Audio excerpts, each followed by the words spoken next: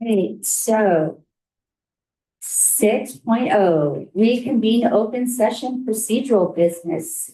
6.1, call to order. The Board of Trustees are hereby reconvening the open session at 5:36 p.m. 6.2, roll call. Trustees identify themselves by first and last name to formally establish quorum. Cindy Gardner, trustee area 3. Dr. William Melling, trustee area 1. Scott Kraft, trustee area 4.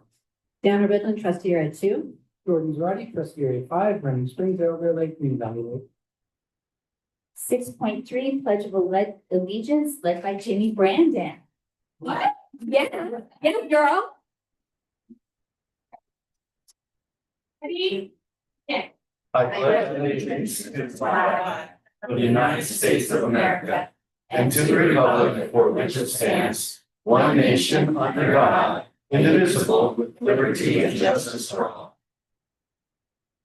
Thank you, Jamie. Appreciate it. 7.0, closed session report. 7.1, announcement of reportable actions taken during closed sessions. No action taken. 8.0, public testimony. 8.1, public comment period for items listed on this agenda and non-agenda items within the subject matter jurisdiction of the governing board. The public comment period is administered by state law and is the point in the meeting set aside for members of the public to share their opinions with the board.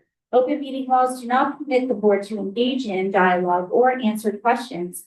Though it may not take action on non-agenda issues raised at the public comment period, the board, for example, may refer any matter to the superintendent for review and or take action to direct staff to place a matter of business on a future agenda.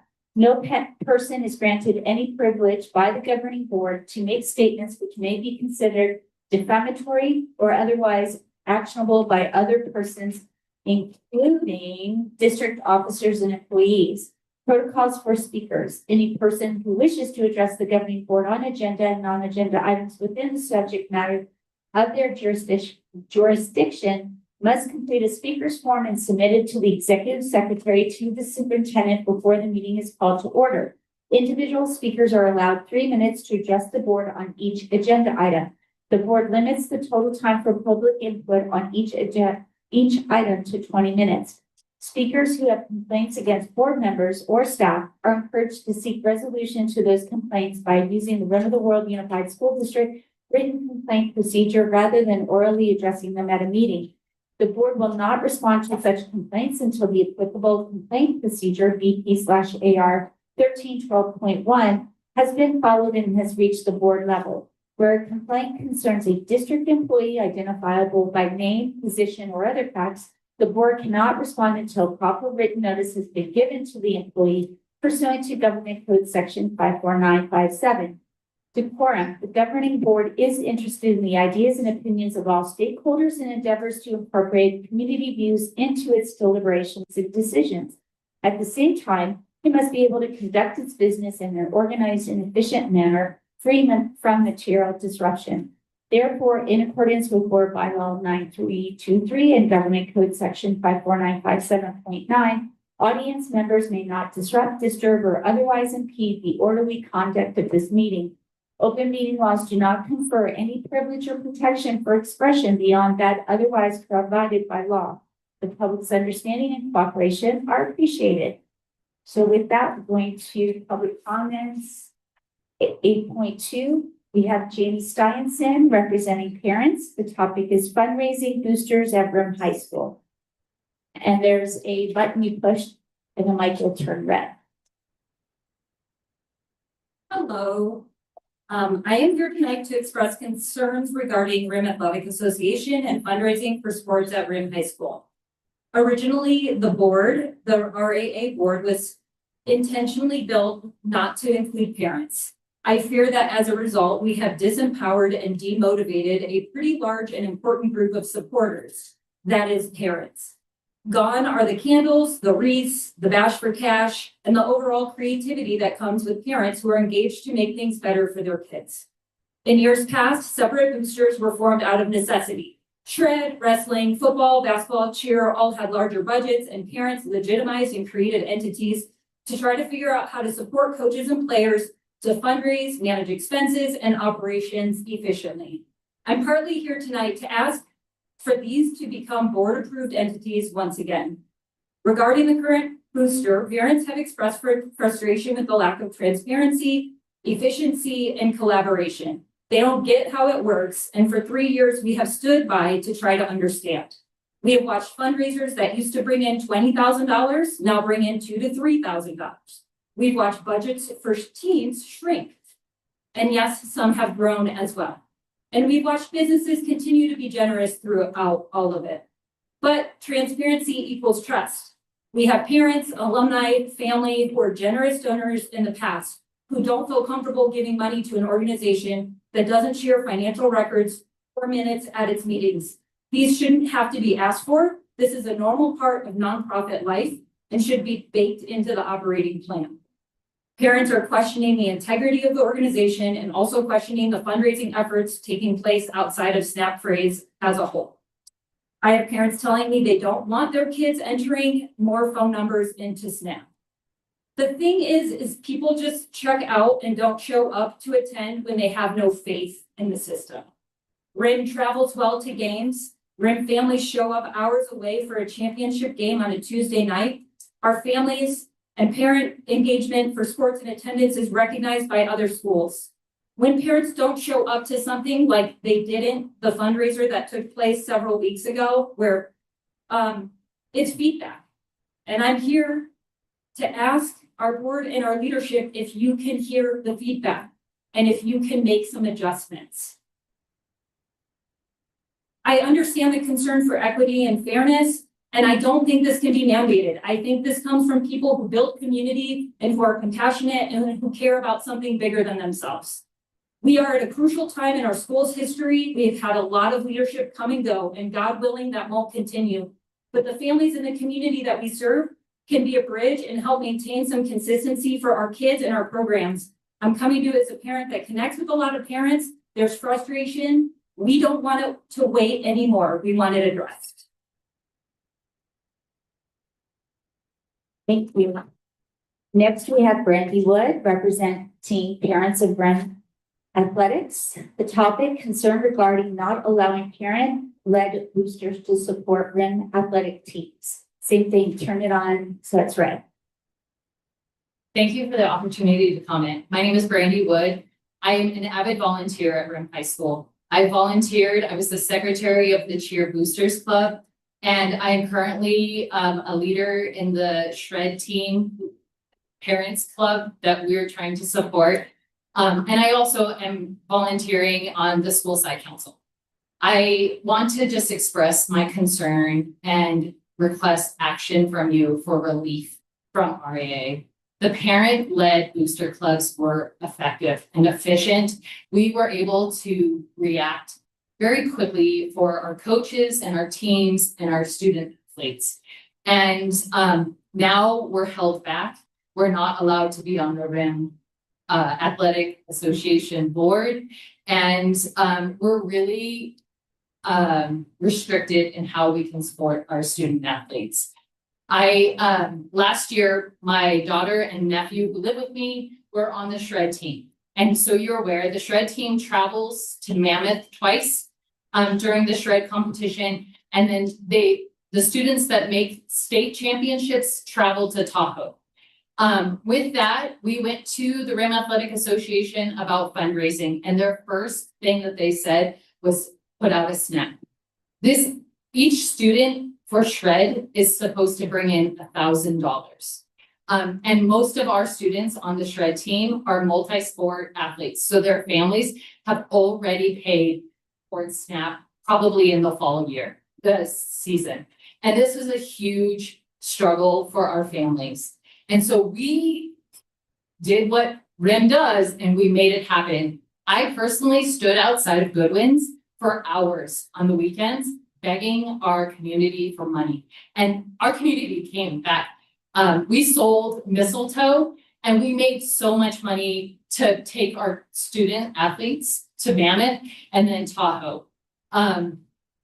It was amazing to see our community support our team, but then frustrating to have RAA not be there for us. So thank you for your time and consideration of this.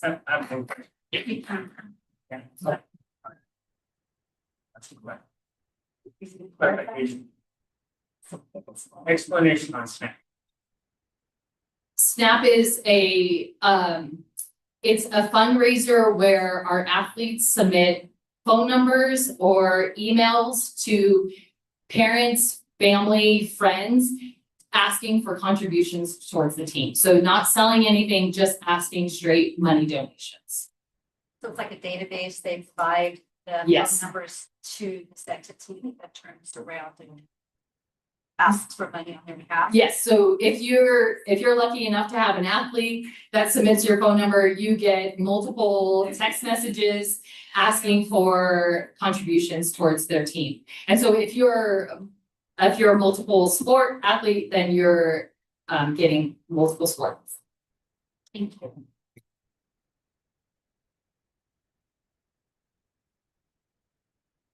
So now we have 8.3, RIM Teachers Association, RTA representative, and then the California School Employee Association, CSEA representative. So RTA, Nick Nicholas.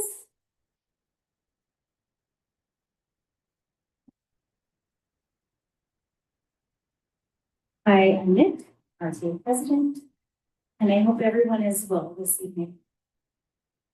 In June, RTA members ended the school year, if not exactly hopeful about the direction of the district, then at least willing to step into the space of summer so that we all had time to do some reflection. Unfortunately, in the last few months, RTA has been cut off from communication and cut out of collaboration. There has been a clear lack of transparency, and that has led to a loss of trust. We are disheartened that this has happened. However, as Mr. Mellinger said at the Welcome Back gathering, every year is a new start. And teachers are the best at new beginnings. We stand at our doors every morning with slates wiped clean, ready for a fresh new day. Teachers are also experts in appropriate consequences. When we see problematic behaviors repeat, we know it's time to reevaluate, time to make some phone calls, time for movement, time for change. We want to see our damaged relationship improve, but if unacceptable practices continue, RTA members will be taking whatever actions necessary to ensure that our students and staff can learn and work in an environment that fosters honesty and trust.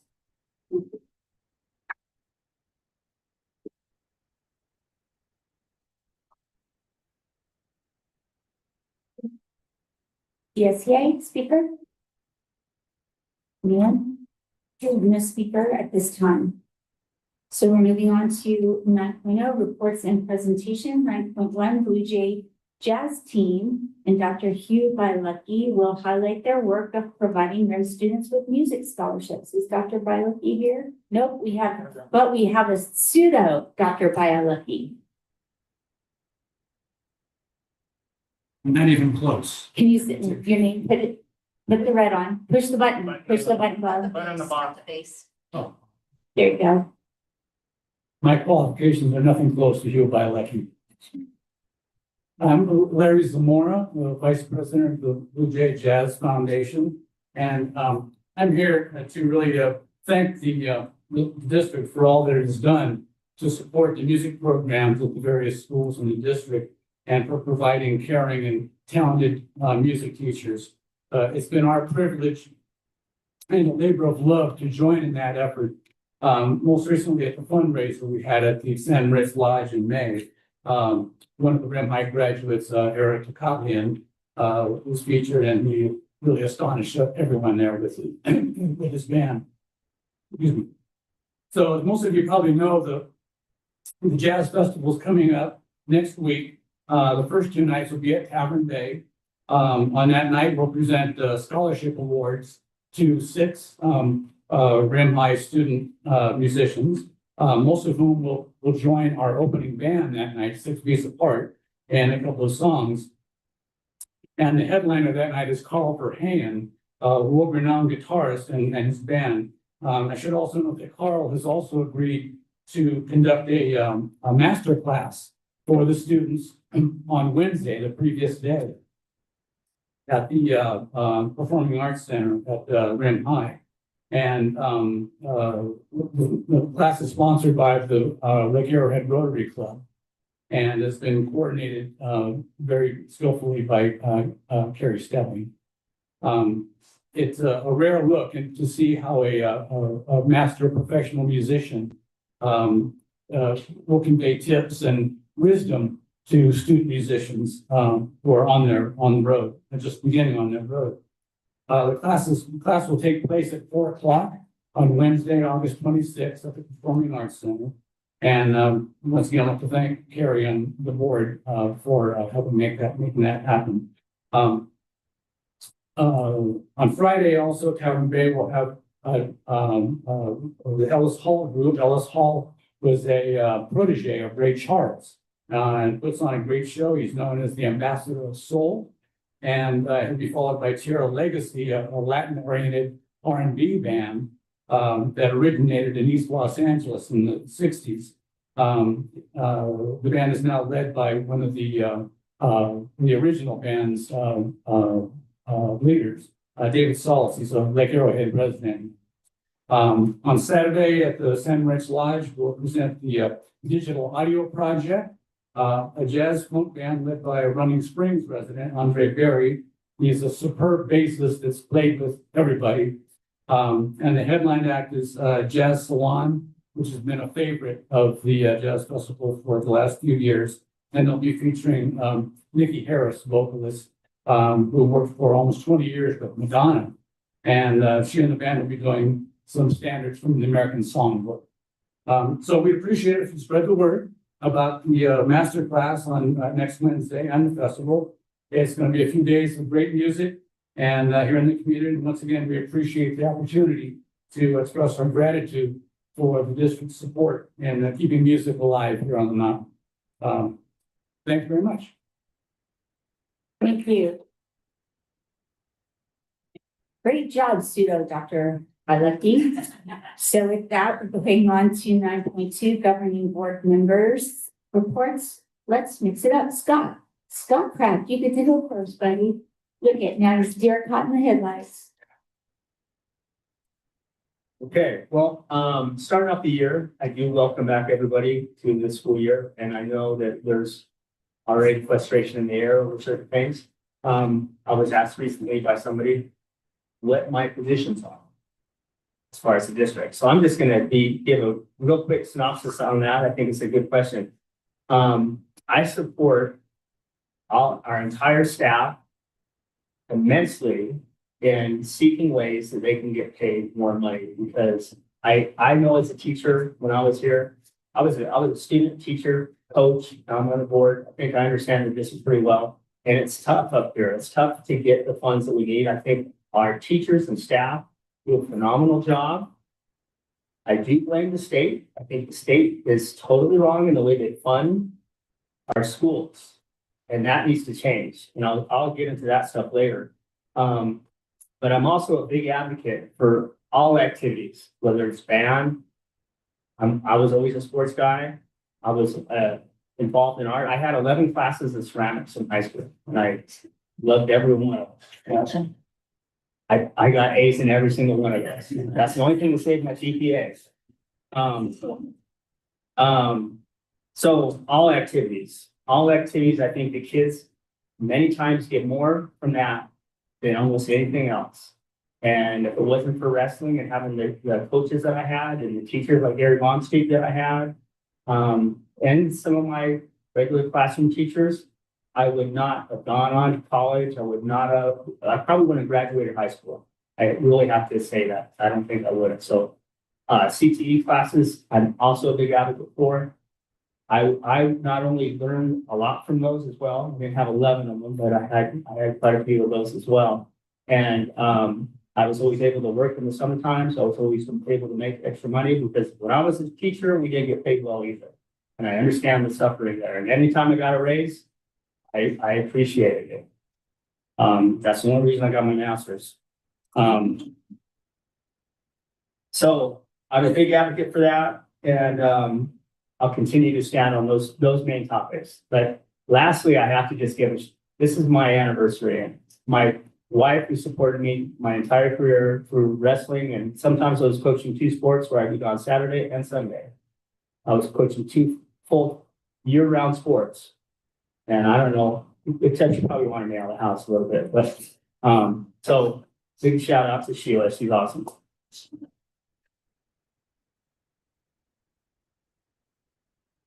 Yeah, she's a real true hero, Scott, to put up with you. Just kidding. All right, next we're gonna have Jordana Ridland speak.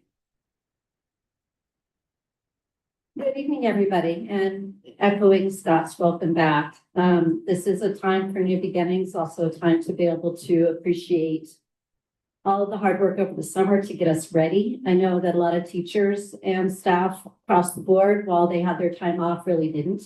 They took that time to work and to prepare and to reflect about last year and have that feed what they're doing this year. I know that oftentimes it's a little bit heartbreaking at the end of the year, one, saying goodbye to your students, and two, thinking of all the missed opportunities.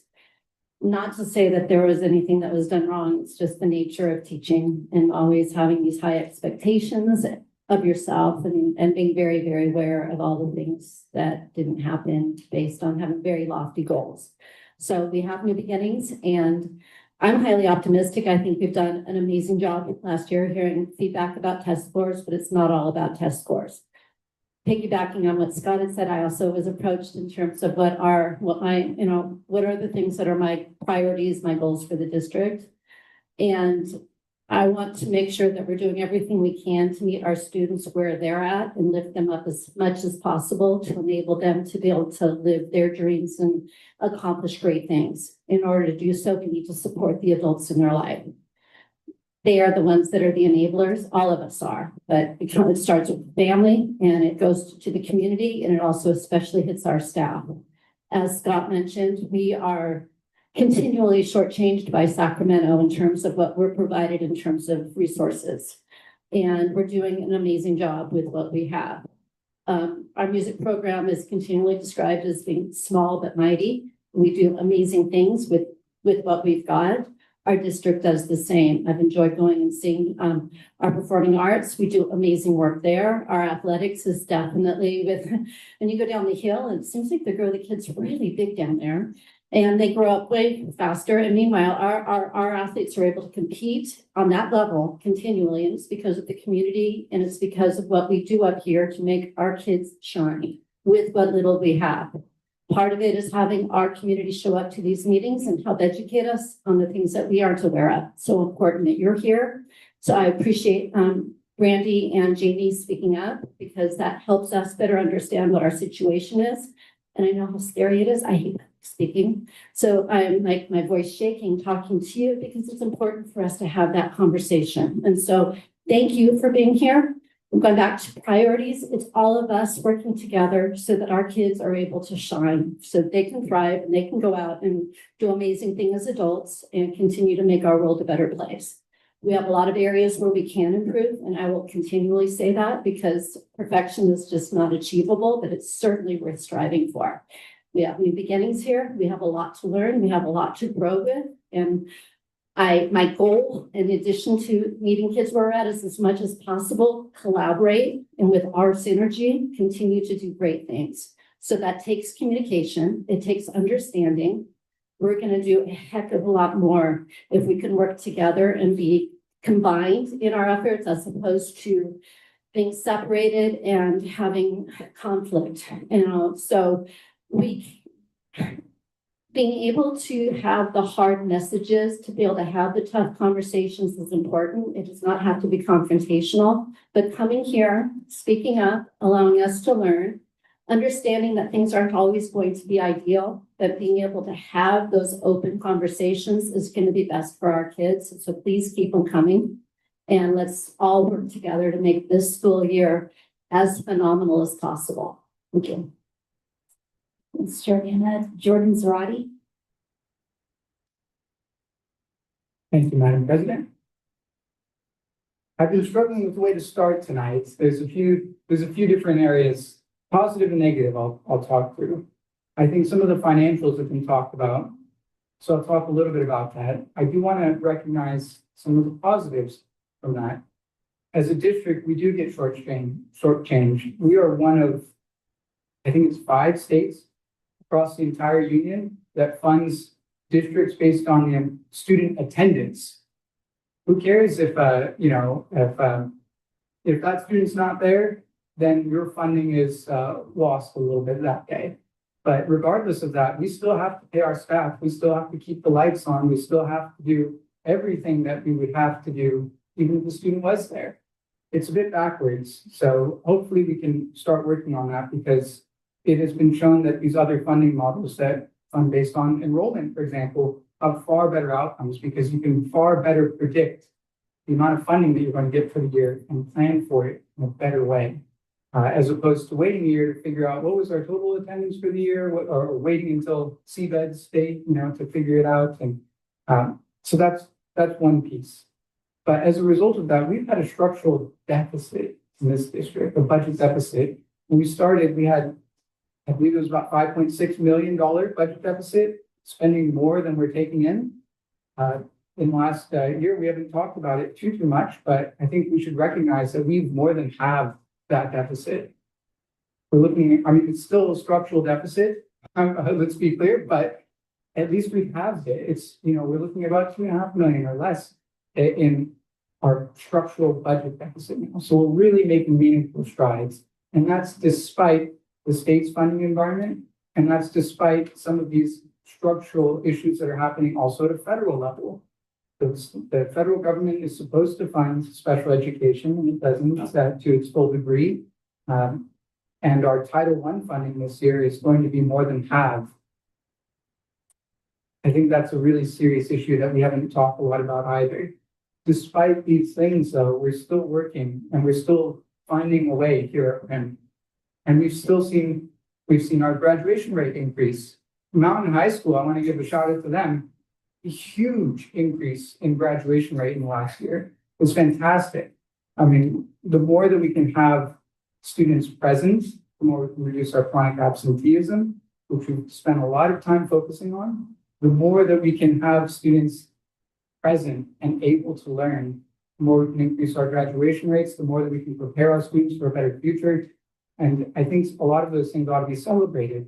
We're succeeding despite the limitations that we face constantly. We've got expanded partnerships as well, from preschool all the way to adult ed, CTE programs, dual enrollment, guaranteed admission to CSUSB.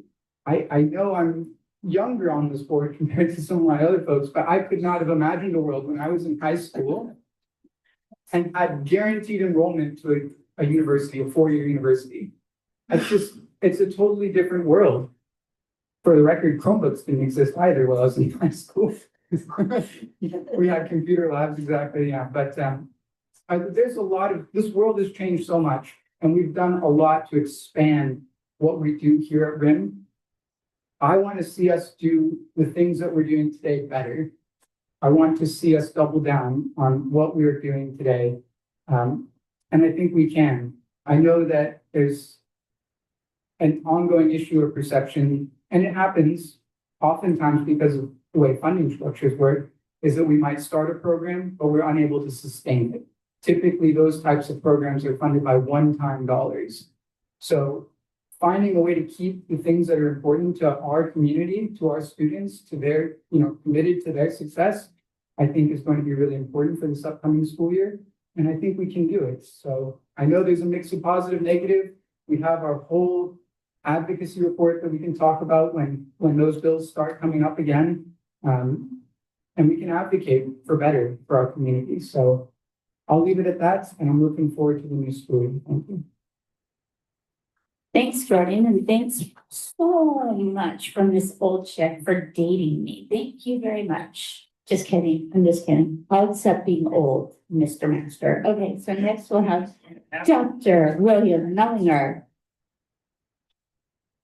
Well, we had electronic typewriters in school for the first time when I went to high school. So I don't know what you guys all have missed out on. But seriously, Candace Pearson is planning a poets night And she's going to have manual typewriters there that, and it's going to be at Encompass in Crestline. And they're going to have manual. For somebody who don't know what that is, it's a machine that you press your fingers on, and there's a certain system and all that you use to do that. And they're actually going to be writing poems. So I don't mind dating myself. I have a lot of experience, a lot of history, and but I still believe in education.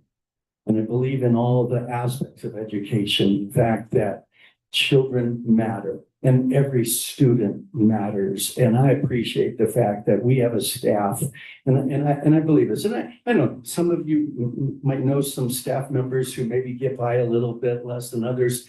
But for me, educators are incredible, every single one of you, and every part of an education is important. So Jim, what you do actually on that, and all of the fun that you have, all the blessings that you have of doing maintenance stuff, that is super critical. What happens in our cafeterias, what happens on our buses, what happens in the office when you get greeted, all of that matters. And so everybody is a part of education. And on top of that, even a superintendent, you believe that even the superintendent has a role in the education of every one of our students. And so, and by the way, congratulations, Jenny. Our budget was approved by the county, right?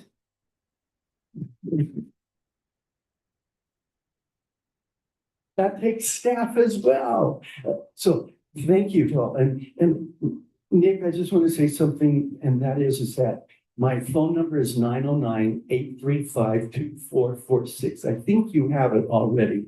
And I am open to any kind of communication. And even if you want to come holler at me, there it is, 909-835-2446. And if the community calls, that's okay, because I know how not to answer. But seriously, I agree that communication, conversation, honesty, and trust are super critical. And I do think that we have a great team on this mountain, and we do great things up here. Just look at what Stephanie's able to pull off, okay, with our career and technical education. Nick, we're gonna have 6 students that are going to be recognized, get awards. We have talent on this mountain that is incredible, and we need to continue to encourage it. And I'm sorry, I'm going to make a comment, maybe someone won't like it, but I cannot understand how you can have boosters without parents.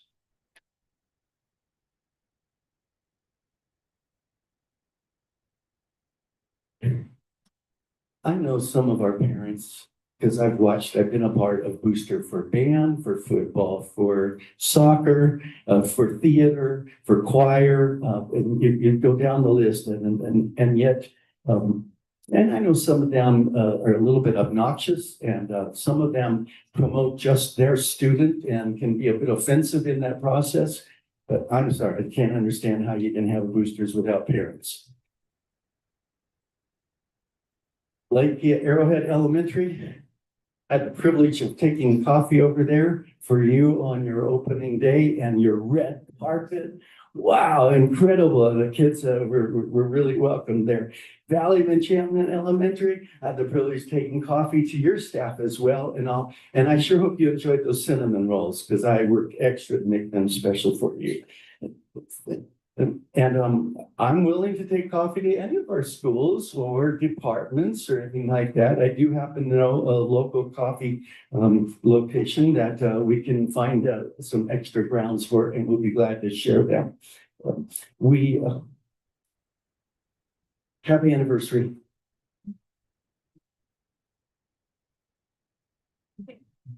And thank you. Thank you that you work hard even when it's hard.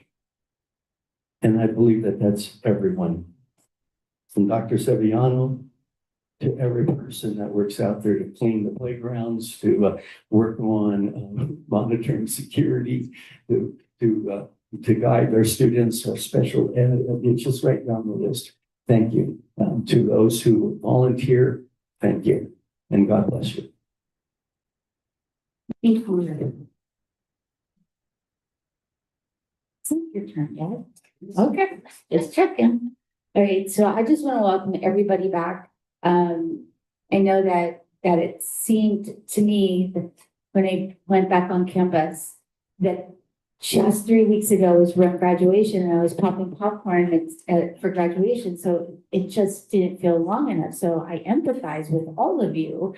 But I just want to say that I welcome you back. I thank you for starting the year so enthusiastically. I went on the LAE campus to start things up and for PTA, not for other things, but for PTA. And it's amazing the week before, how many teachers are in their classrooms, making them look cute, putting up new bulletin boards, walking down the halls, and teachers are collaborating. Well, where should my rug be? Does it look better here? Does it look fit there? Because they're creating the little reading areas.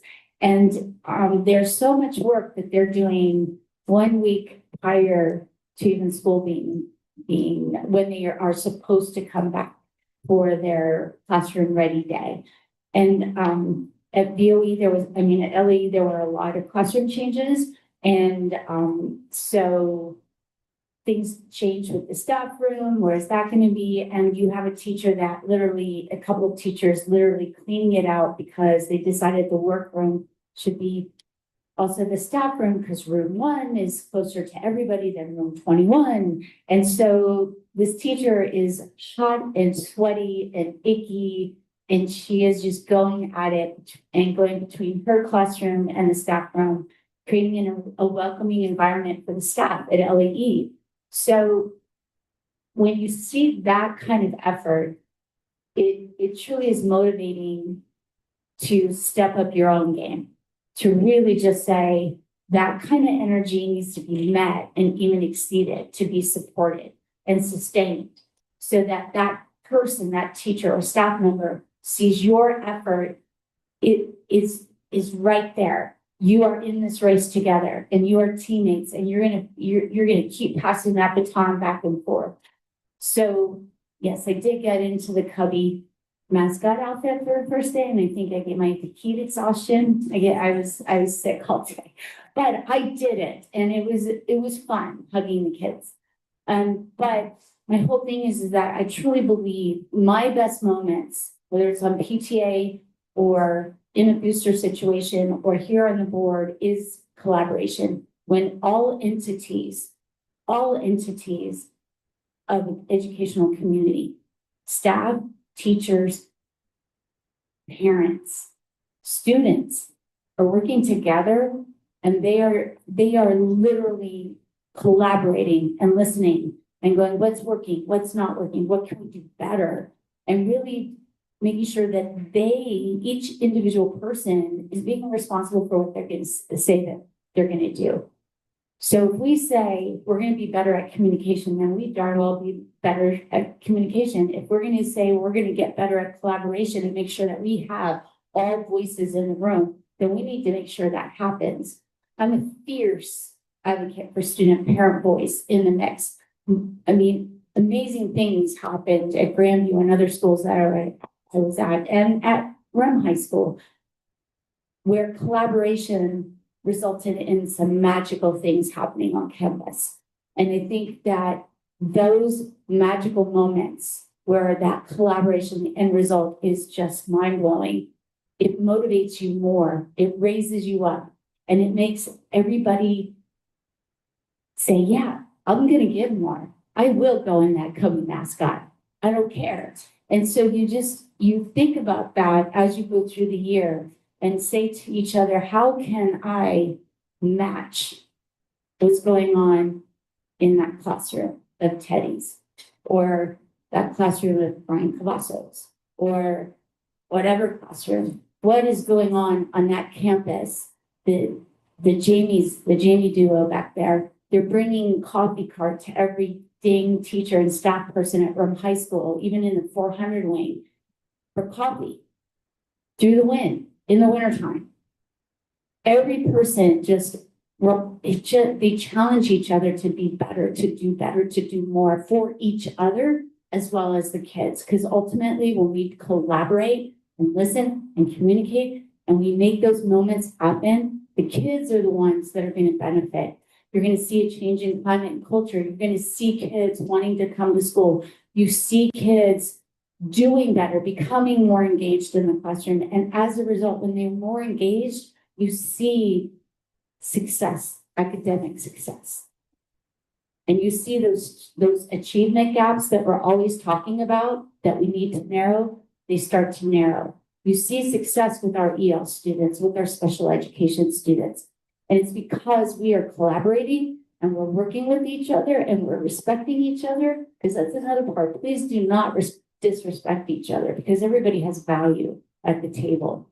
I may not agree with some people, but I'm going to darn well to respect their position and their opinions.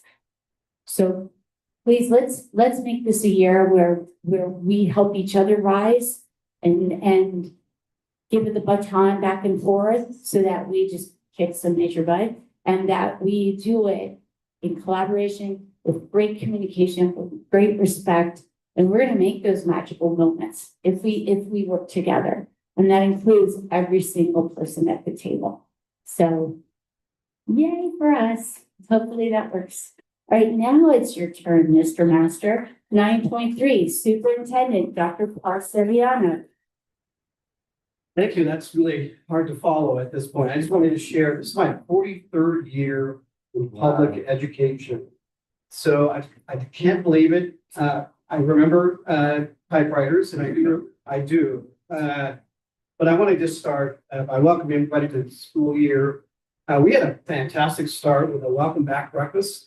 Great PTA breakfast provided by our wonderful PTA. We had our classified and certificate staff come together and really could feel the energy in the room. We also had our community partners come out. Schools First came out to support us, as well as our foundation. They're terrific partners for our district. In addition, we had a featured speaker, Barnard Holt. The man's a multi-million-dollar millionaire in animatronics, leads the world in animatronics, and wants to partner with our district. So he really wants to see a partnership happen on our mountain. And it looks like we're going to be able to pull something together with MPH, with a middle school grant. So we're trying to make those two entities come together and have a partnership. I also want to highlight the opening day at all the schools. I had a chance to visit every school. I want to just commend staff for getting all the students and in the classrooms, welcoming the parents. I also want to, we had a highlight LAEs. They had the red carpet rollout. They also coordinated a kind of a publicity with the San Bernardino County Public Schools to highlight an opening day, and they picked our district, which was really special. So I want to thank Cubby at this point, alias Mr. Renee Cubby, and I want to thank Dr. Mellinger for the coffee and the donuts for everybody, and the really welcoming environment. We saw kids walk across that red carpet and the principal welcomed them, and it was just really a special moment. I want to thank Ms. Lonto and her team for putting that together. But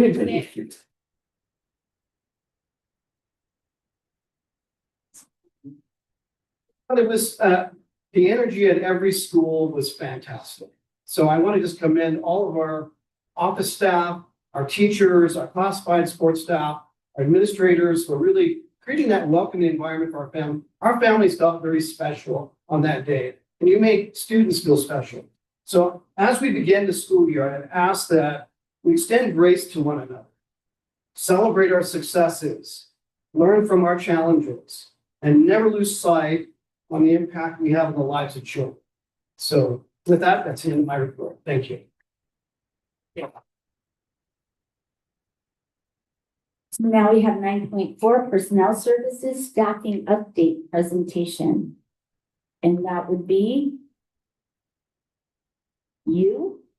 You get to go over there, or do you want to sit right there? Which do you prefer? You are given the choice, Sister Mama. Well, I asked Mark and he said I could sit here. So Okay. So we're gonna have, I'm happy to go over there. no, you sit there. Let's make it a choice. Okay. Oh, I'm sorry, Dr. Lori Slavin. And Wow. or I'll just wave to them. Oh, it's, there's a, oh. Wait, is it there? Oh, okay. Well, it's been here. Okay. What president? Madam President, what's your preference? Very expressive. Let's see how this works, and if it stinks, then you get to go there. All right, fabulous. Thank you. Thank you, Madam President. Good evening, everyone. I am Lori Slavin, and it's a pleasure to be here and join you at Rim of the World. I am enjoying my time. I've been here just a short time, and I'm just amazed at the community, the families. I love the environment. But you're here to hear about staffing from me tonight, so let's go on with that.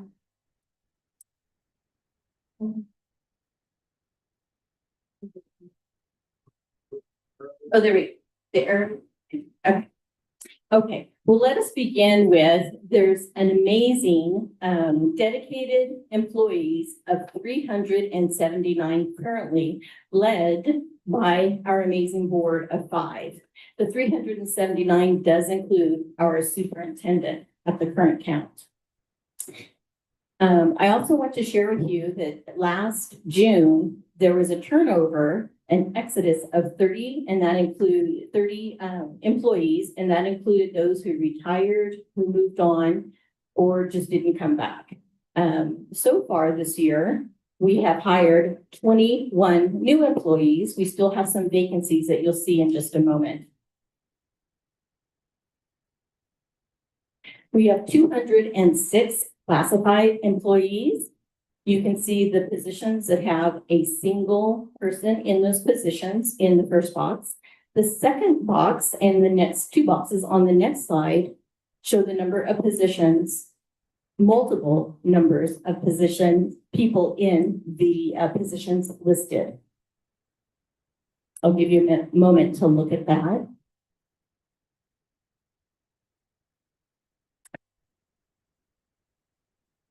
Part of the 206 classified employees. Okay, continuing with the 206 classified employees, you can see the ranking there from the lower numbers to the higher numbers. We have 10 instructional classroom assistants, and then the 40 are instructional assistants for special education. Also in there, you'll notice the second 10, that's our classified management and confidential. There's 10 employees in that category. Moving on to certificated, we have 173 certificated employees, 115 teachers, 24 special education teachers, which are combined, RSP and SEC, I put them together. We have 4 ROP teachers, etc., all the way over to the third box, which is our administration, which includes our superintendent. So there's 13 certificated management in the district.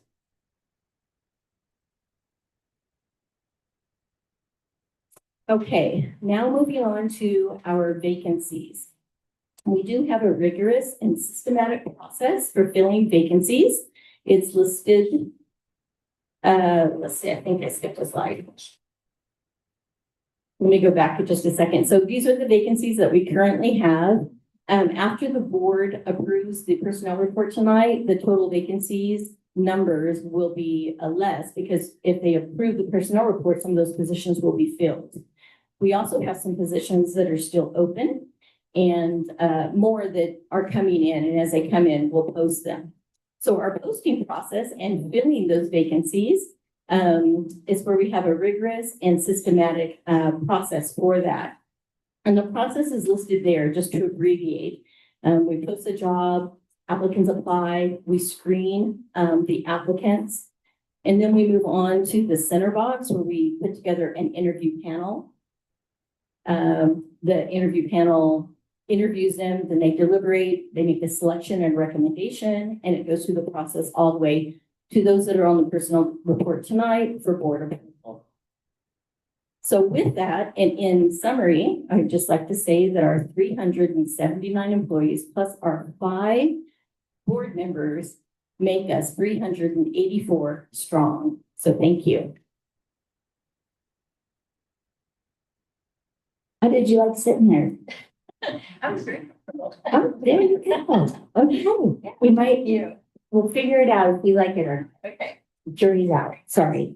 Okay, so next we have 9.5, educational services, presentation on the current status of technology at Rim of the World Unified School District. Oh, Mark Malone, Director of Technology Services. And, you know, sort of busting my chops all the time, giving me only 5 minutes to speak. Wow, so you know what, dude? Maybe you should only have 5 minutes to speak. Just kidding. Sure, everyone would love that. Mark gets in. Mark, it's anything you want, okay?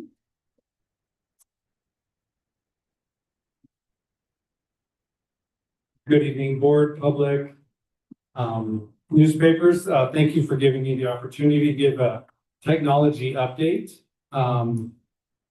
We in the technology realm, for public schools, we are in everything that you can think of and places that you wouldn't think of. Technology is part of it. So we have our fingers in everything. So I'll just jump right in because I only have 5 minutes. Let's. The role of the IT department, of course, is to provide reliable devices for students and staff. We maintain our network. We maintain the software, such as all of our platforms, Aries, just pretty much everything that a student touches on a computer. We're managing that. We're doing the rostering. That is if you know the first 10 days of school and rosters and getting kids into the right curriculum through the platforms like Clever and all of our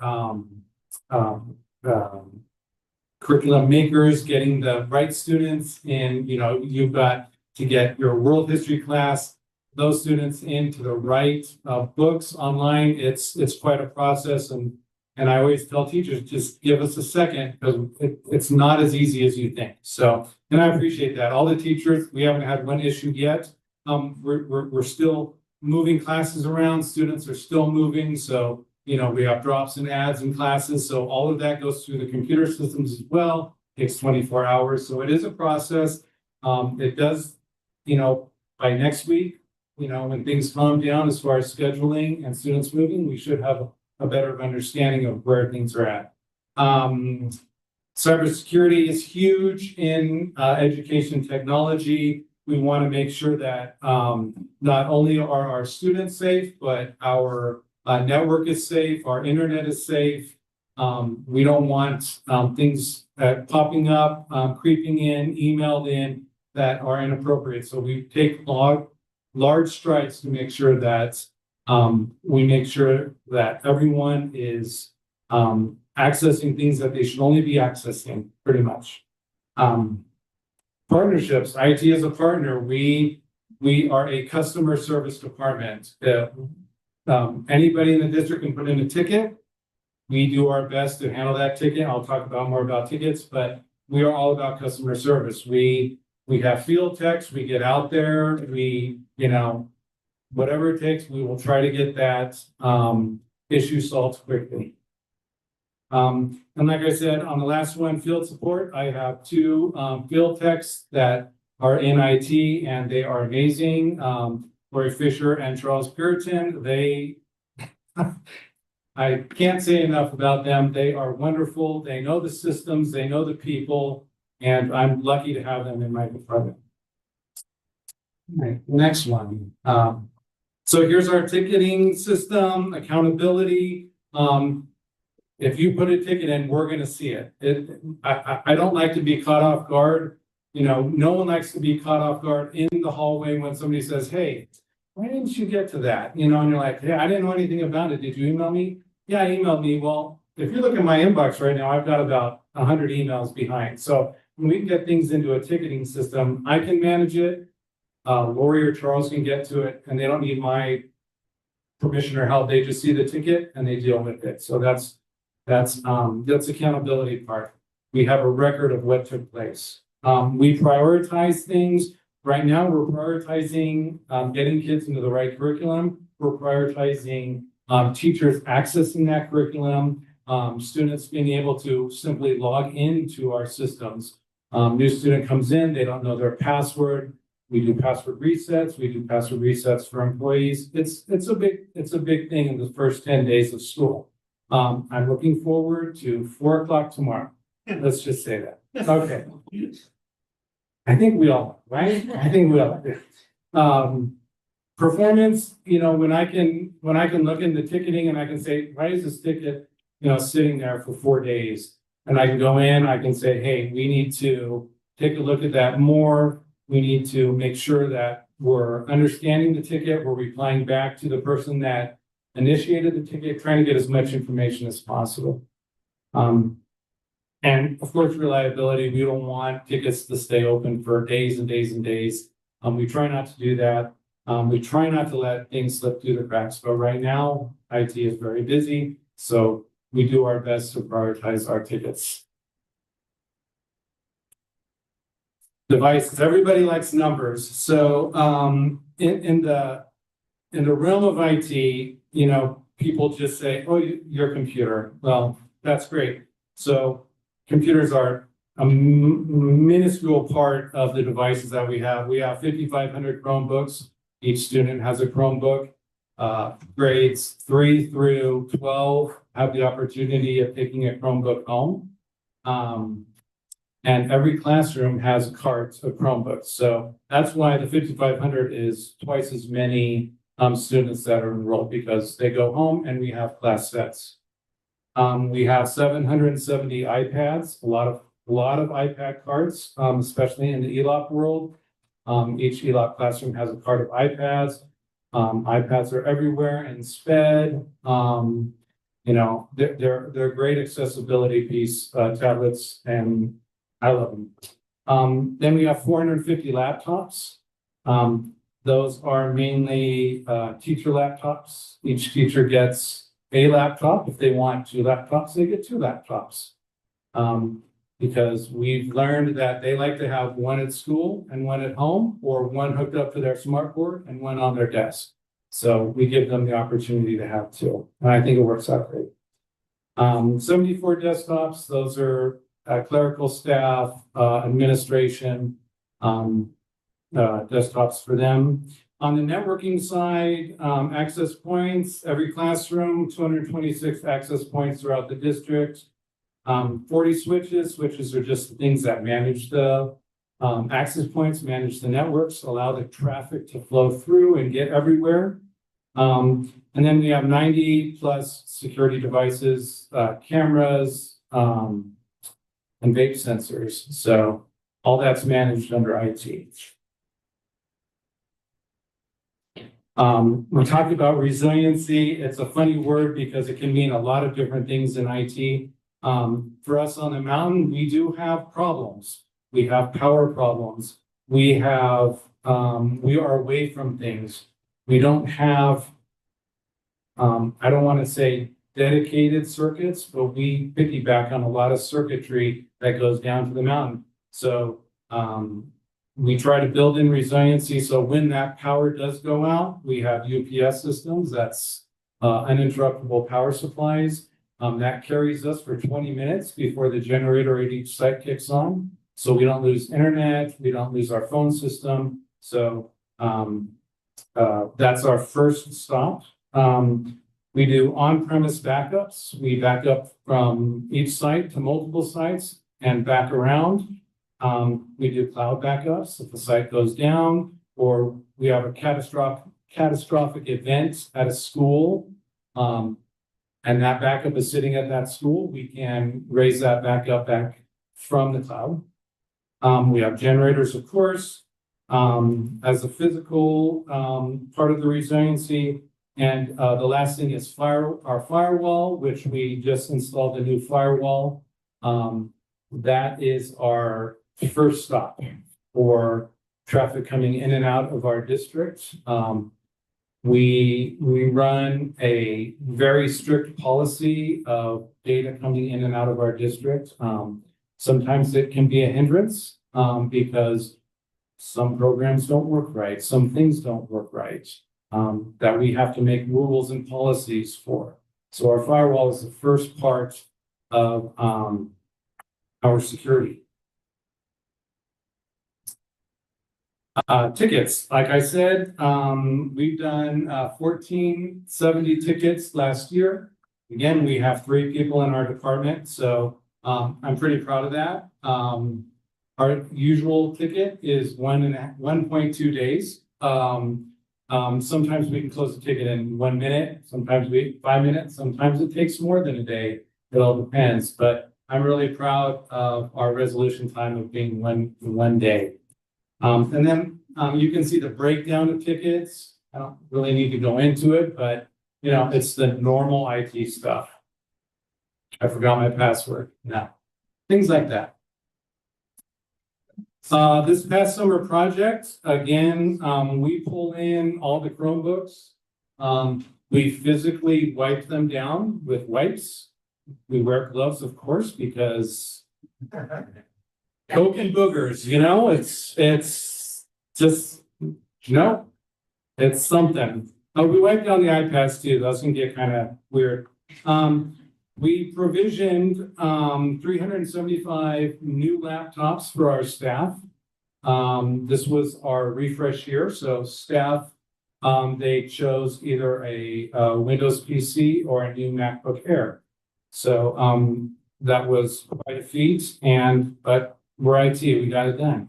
So we also went through our 900 iPads, make sure everything's working, make sure the programs are working correctly. Okay, so we have 375 total laptops. We provisioned 220 new laptops. And then we also did our firewall upgrade this summer.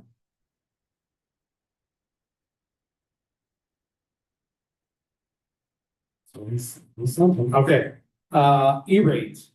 This is year 1 in E-rate. We get a little bit over $600,000 for the next 5 years that we can spend on our networking infrastructure.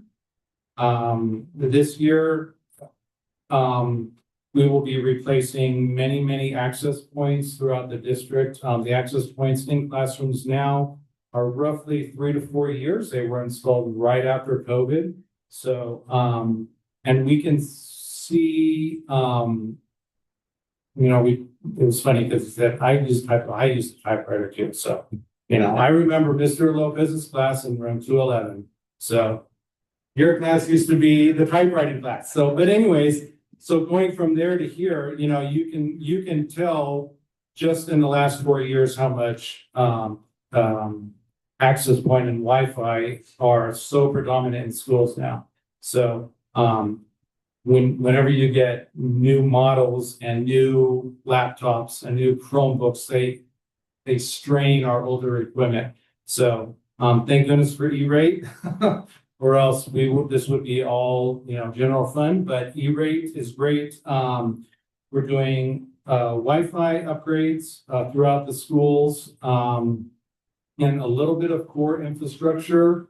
Core infrastructure was upgraded 3 years ago, so we're okay on that. But we have some things that we still have to purchase to keep things running. Other things like Measure E, anything that IT does that can support Measure E. Our VoIP installation or implementation, we have our last 3 of our biggest schools to do this year. So we've learned a lot since February. We've done Charles Hoffman, the district office, and MOT, and Mountain High. So we've got the little ones out of the way, and our bigger schools, we will start implementing hopefully by end of September. We've done some cloud migration we're doing right now with one of our providers. It's a free service. So we're making even more strides in having resiliency with cloud backups. Oh, questions? This is a good one. I got a couple of them. Yeah. So, hear in the news every now and then about data breaches, and I know we've got the firewalls, and also my new job, there's a lot of emphasis on going through phishing training and periodic tests to see if we're caught by. Yeah. What are we doing? So not to, being a public forum, I have to really Okay. talk about, I can talk in general. Yes. As far as training, every staff member, doesn't matter what your job is, have to do two courses through Public Works. That is a requirement by our JPA cybersecurity insurance provider for phishing, for, if that email looks suspicious, just delete it. Our staff is great. I'll tell you, if it comes in, I will get an email within a minute and say, Mark, this looks weird. And I will, get in our system and delete these emails as fast as they come in. But, it starts at the end user. You can have the best system in the world, but we still have to allow emails to come in. So it's that training aspect that the staff trains, they know what to do, delete it, let Mark know, I can go in and delete it. So, what was your other question? Okay, and this, I have a feeling I should know this. Yeah. But I'm asking anyway, is what are we doing with our, now that we're basically 2-to-1, remember when we got to be 1-to-1 during COVID? What are we doing with our old laptops, our old tablets, whatever, as they become aged out, but still are functioning? And I remember your other question. Any type of device that ages out. So the state puts parameters around state testing. And why am I talking about state testing and Chromebooks? Because only certain Chromebooks that have a high enough operating system can run the state tests. So if we find that models of Chromebooks can no longer run the state tests, then we can use them for probably another year, and then we e-waste them. And we do that through PTA. So what we do is we offboard them out of our systems. Essentially, as we offboard them, the hard drive is erased, and then it literally goes into a pile. And then the PTA will come up, or they'll have a company come up, and they get the benefits of what they are worth. Which is not very much, actually. Yeah, unfortunately, it's by weight, so it's not like great. tons. So the raw material as opposed to, yeah, they're not. I'm just wondering in terms of our community and families that, even with old technology, if they were degoused or, if they were wiped clean, if there was legally any opportunity to somehow be able to get those into families' hands. And just for clarification, a brand new Chromebook runs what, $100? Oh, no, they're about 300 to 400 now Oh. because of the cost of chips and everything like that. So we try to keep them operational as much as possible. We're like about 6 years. So I can buy a Chromebook now and Google will guarantee that Chromebook will stay operational for 6 years. And the state usually stays within that for their testing requirements. But I don't know how to answer the question of community members. Like, are you like? 6 years is a long time. 6 years is a long They're a time. bit more resilient than they were 10 years ago. Yeah, they are. years ago. They Yeah, are. okay. But Coke and Boogers can do things to Chromebooks, Oh. I remember So- handprints going on Yeah. there and stuff on the screen, and you guys doing amazing things. I just, if it just Yeah. becomes e-waste. Yeah, Jordan, I don't take away fundraising. Just kidding. And you talked about penetration testing. We do have penetration testing. Our county JPA works with a company that does penetration testing on a monthly basis. They don't tell us, they just send an email and say, here's your report. And so based on that report, I can go in and I can change things, update things, things that they're seeing on their end that districts are failing. They'll let us know ahead of time and they'll say, hey, within the next, 2 weeks, we're gonna do a penetration test to see if you fix this. And our insurance is really good about that. This company is great that they use. So I get a monthly report and says, hey, Mark, you need to fix this and fix that. So, yeah.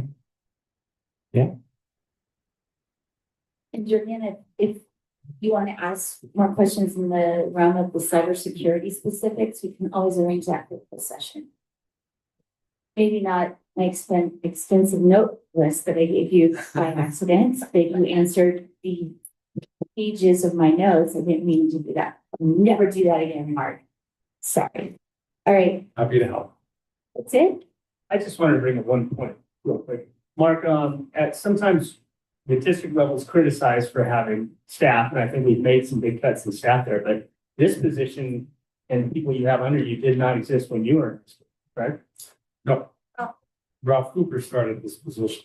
Started, yeah. Well, no, actually, I was there, but I was not in this. There was never a director of technology. There was a computer lab tech. And that's what I started out as. Yeah. Yeah. Like I said, the year I graduated, I was ending in a computer class and a typing class at the same time. So I'm Mr. Lopez for typing and Mr. Cooper for computers. Yeah. You're dating yourself too. You're old. 94. That's old. Okay. Okay. Anything else? All right, then we're moving on. Thanks, Mark. You got it. And you got more than 5 minutes, buddy. Congratulations. All right, so next we have 9.6, business services and update on facilities, summer, current, and future projects. Chief Business Official Jenny Haberlin and Director of Maintenance and Operations, the infamous James Zimmer, who loves to talk. He loves doing public speaking. He's going to teach a whole class to our seniors on public speaking. No, just Right, hi, thank you very much for having us. We have a shorter than normal report for you today because we're really in this effort of not wanting to spend money twice. And if we have plans to measure W, and if there's something we can do to not tackle a large scale problem, we're trying to conserve that. So I'm going to just go ahead and start us off, and Jim and I will kind of tag team it how we do. Yep. And he's awesome too. And I don't know if we're going to win the ticket for Big Mark today. We'll win it with time. It takes me more than 5 minutes to get to the site. He said he only got 5 minutes. Okay, so we have just a little bit of a summary. One of the things, I think the picture is worth more than 1,000 words, is look at that gym floor. I think it looks awesome, and the care and upkeep that we've, I've been since Jim's been here. It's just the proper training and the technique to maintain that floor, preserve that floor, and investing in that. It's not cheap, to maintain it. And the new gym was the new gym when I was even in school. So I mean, it's not the new gym anymore. And so I think we all can start dating ourselves with typing and computers at RIM. So one of the things is just, we're not going to read word for word, but there's just a little bit about what repair maintenance for facilities and custodial does. So, and how it's constantly, continuous improvement and coordinating with sites and summer break period, which summer is not long enough. And also people take vacations, just juggling that staff. And so it's trying to be really creative to get some needed work done. One of the things I'd like to start off and say is that we do have a new position, and that is the custodial supervisor position. And bringing custodians into our realm. And one of the things that's in process is a quality control report card that principals can use and work with our custodial supervisor and the custodians to kind of just spot check their work. And then also it helps address needed, items that are needed if we need something fixed, if there's broken soap dispensers, I don't know if you want to just talk anymore about like what that card will do, but it's just something we haven't had here since I've even been here. It just helps myself and Mike make sure that we know what's going on in between the yearly evaluations on a monthly basis, so we can cut things off a little quicker than letting. Question about that. I'm just curious as far as the process, because it's changed now, where before the principals were the ones who were overseeing things staff Yes. at their sites, and now there's more of a central system. It's So- a combination between principals and our department. So the principals are still in charge for daily routines. And then we're just there to make sure that the schools all stay together and we're all doing the same processes. Okay, thanks for that clarification.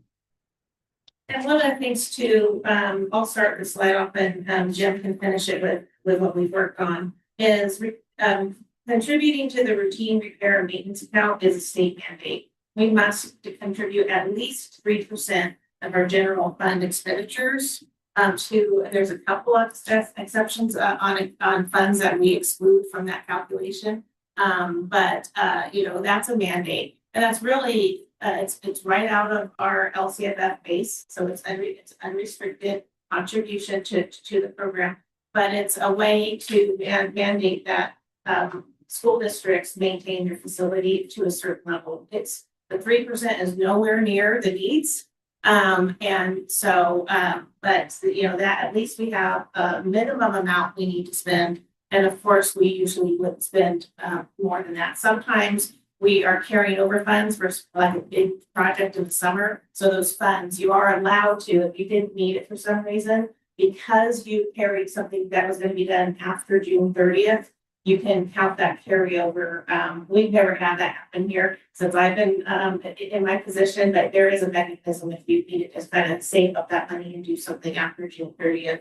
But right now we are we're still closing the books. We have a week left that I can make an increase into the system. So it's a long time. I'm still a lot in 25, 26. And but our estimated final expenditures, even something that came up today, I might have to cancel on payable that was sent up that we aren't going to know. So but putting this together is about just under 1.9 million. And then our start of 26, 27 budgeted is just over 1.7. And the reason for the discrepancy is because we did carry over money from the 24, 25 and did do work in 25, 26. Yeah, and then I'll view. Just the two pictures there, the new backflow devices that we had to put at LAE and MPH because they didn't have them before. They were now mandated this year to make sure we had backflows on its two last schools. The other picture is Mountain High of the natural gas generators that we put in last week. So just a little bit on where our money goes. You can see the year-over-year spending from 2022 to the projected 26-27 budget. And you can see that it's been relatively stable in what we're spending money on. And so, that's a testament to the department because it's not like we're giving big budgets to Jim's department every year. So you can see there hasn't been a lot of increases that, in the last 5 years, being able to maintain kind of approved spending and looking for every deal we can get. So, but that's what makes up just the routine repair maintenance budget and the different categories. One of the things too is this does not include a deferred maintenance that we might have had some prior years spend 40 or measure E dollars. This is just in the general fund. Okay. I'm gonna do this page here. So this year just shows our completed work orders and maintenance, which is 1,246. Ours might usually take at least an hour, 2 hours per ticket on ours. We did have 63 that we rejected, or returned, and then we have 24 that we're working on right now. Very, Well, Sandy, you want to help with the competing stuff? if it's 5 minutes a ticket, yes. And then, is that the new retaining wall? This is the new retaining wall at high school. Those falling apart and redid. And that was a 911 really Yes. situation. If you saw I think we might have shared in a board update the pictures that Jim took of the crumbling retaining wall. So that was a big fix. Okay, we were, a couple of these were in Dr. Saban's report, 2 of our vacancies. But, so doing all this work, we have right now only 3 maintenance workers under Jim. And 1 grounds. So then there are a vacancy in both areas. Shared administrative secretary with transportation, and then of course Jim and Mike, who is the custodial supervisor. You take this one. Just ready for day 1, the pictures of the stairs that we redid at the high school. Yeah. Did you go over the top of that or did you? No, You did it was the whole taken out. Wow. Yes, the stair rails themselves, not the sidewalks. Oh. Campus safety is basically the summer cleaning that we did, now that we're over custodial. And of course, we're always working on safety, fences, locks, emergency lighting. And then we ended up doing all the emergency bins. So all the emergency bins at every site have been reorganized and restocked. And then we also started the radio infrastructure and rollout this year. It's going a little slower than we wanted, but still working on You the mentioned, handhelds. you mentioned at the beginning, not spending your money twice and stuff. We're able to see that already, where you hold off a little bit on something. Yes, every Fair. project that we see, we talk about to make sure that we're not going to redo it. Curiosity about the emergency bins, what's the kind of lifespan on these? We have to replace the water every 5 years. The generators have to be serviced every year. And then the materials inside are, I think, 5 years. And the food is every 5 years on the rotation. Thank you. And we're going to be replenishing some of the food. That's money that actually in a budget report and probably next month is unspent money in 25-26, but spending in 26-27. We after we have inventory of food, we just have some duties that switch hands. And so getting exactly what we need. We out of that same budget, we will buy any needed emergency buckets for classrooms and emergency backpacks for classrooms. And getting an inventory so we can make sure we have what we need. Because a lot of times when we come in the late summer, we start the new school year, and maybe do cleaning or classroom shifts. We find that we're in need of backpacks and more buckets. And sometimes we find them, they're just put in this closet, but that's one of the things, excuse me, that we'll be working on. So those bins, so those just get thrown out then? That what happens? Yeah, no. The food? Yeah, Yes. the food. Yes. Mhm. The food bars that are in there are very dense, like brick style food that would be like sustaining in an emergency, like we had an earthquake and we were on campus for several days. So they're high calorie dense just for sustaining nutrition, it's not. Not mixed. Yeah. Not survivor food. So. But people would get nutrition in that situation. Yeah. This slide here just shows some of the stuff that we have to do on a yearly basis. We do the preventative maintenance. We just got done doing a filter replacement district wide. Generators get serviced twice a year. There's one major service and then one minor service during the year. Our fire inspections are done once a year, at the beginning of the year. The fire alarm testing is done every summer. We just passed all that. And also the sprinkler systems have to be serviced once a year. So that's been done over the summer. And then as far as response, We respond to big and small fixes on a daily basis. The picture there is the softball backstop that got replaced just this last week.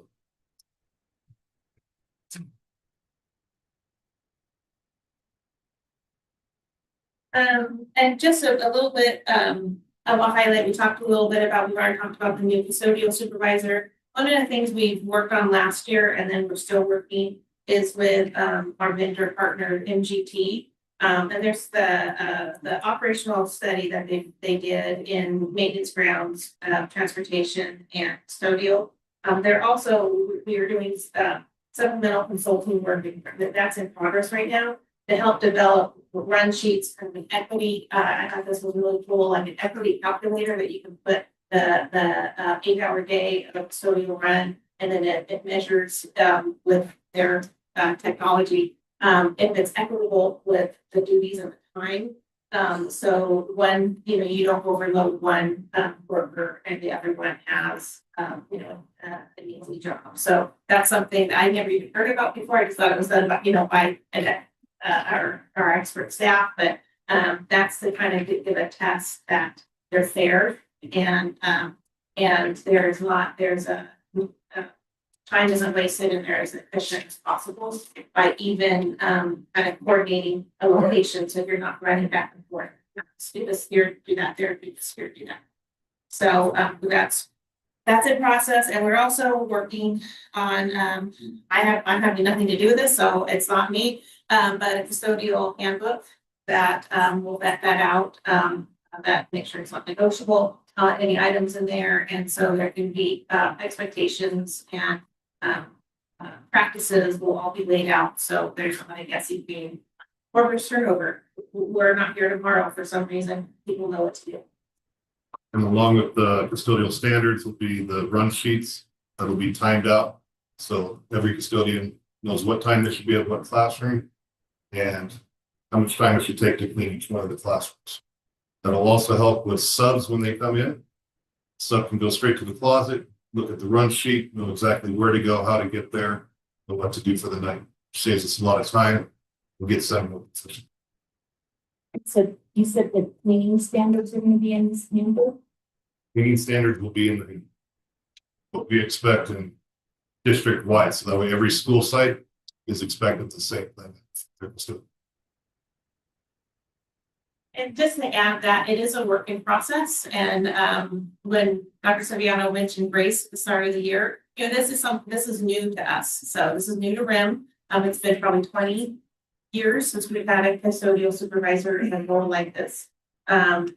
Maybe longer than that, maybe more 22. But I just think back for when I was hired. And it was only a few years after that position went away. So we're building it also as we play it with some of the processes. So, but I think we're making great processes. This is something that the company had committed to helping us do as well, right? So we're getting standards that are across the board, not just. Correct.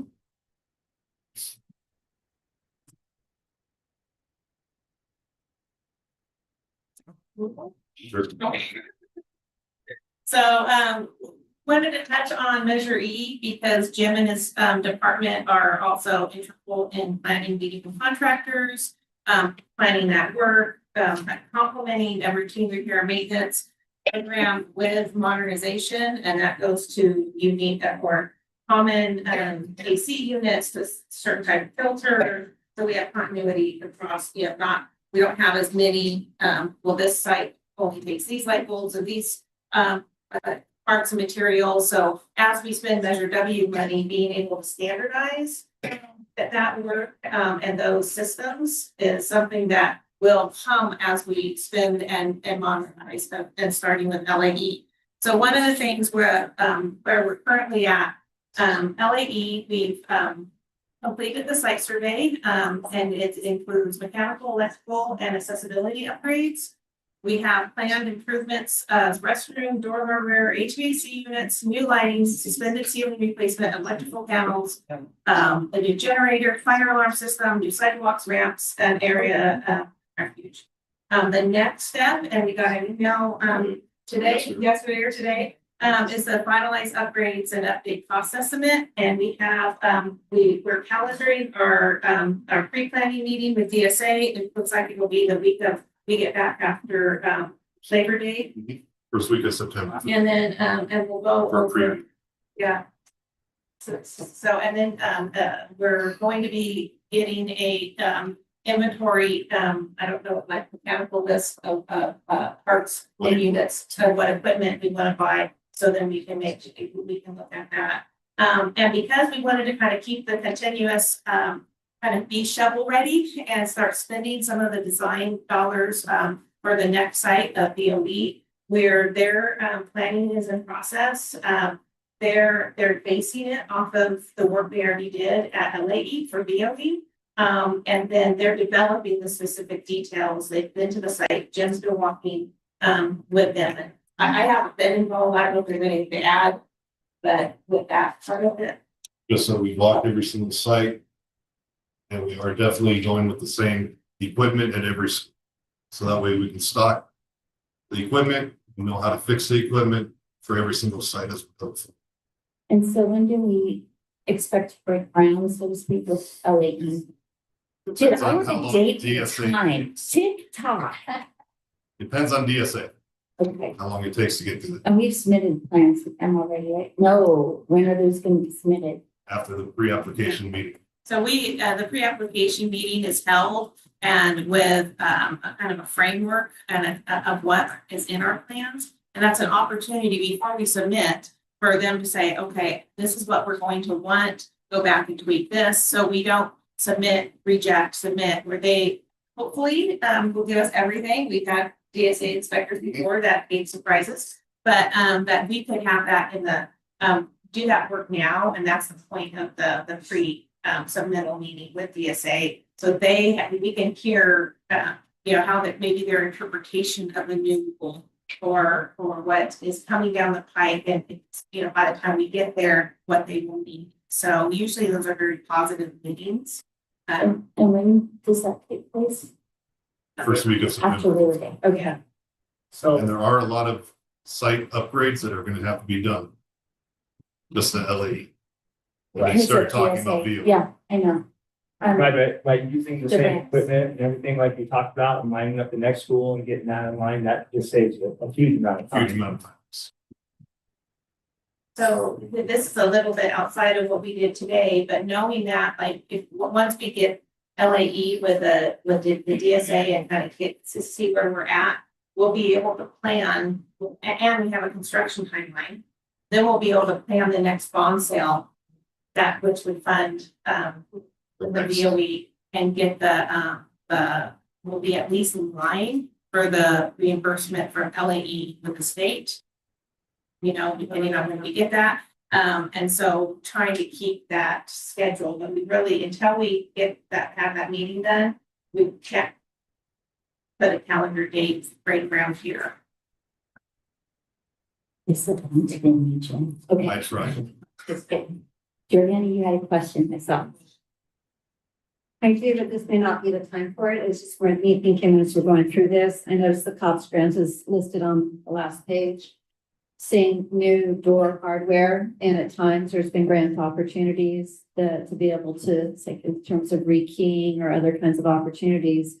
If there is grant opportunities, can we somehow seek out grant money to be able to fill these needs to free up additional funds for later? There are grant opportunities. A lot of times we don't qualify for them being our district. Yeah. There's one that we'll need to talk about sooner than later. And that's really that's through the USDA, but we partner with our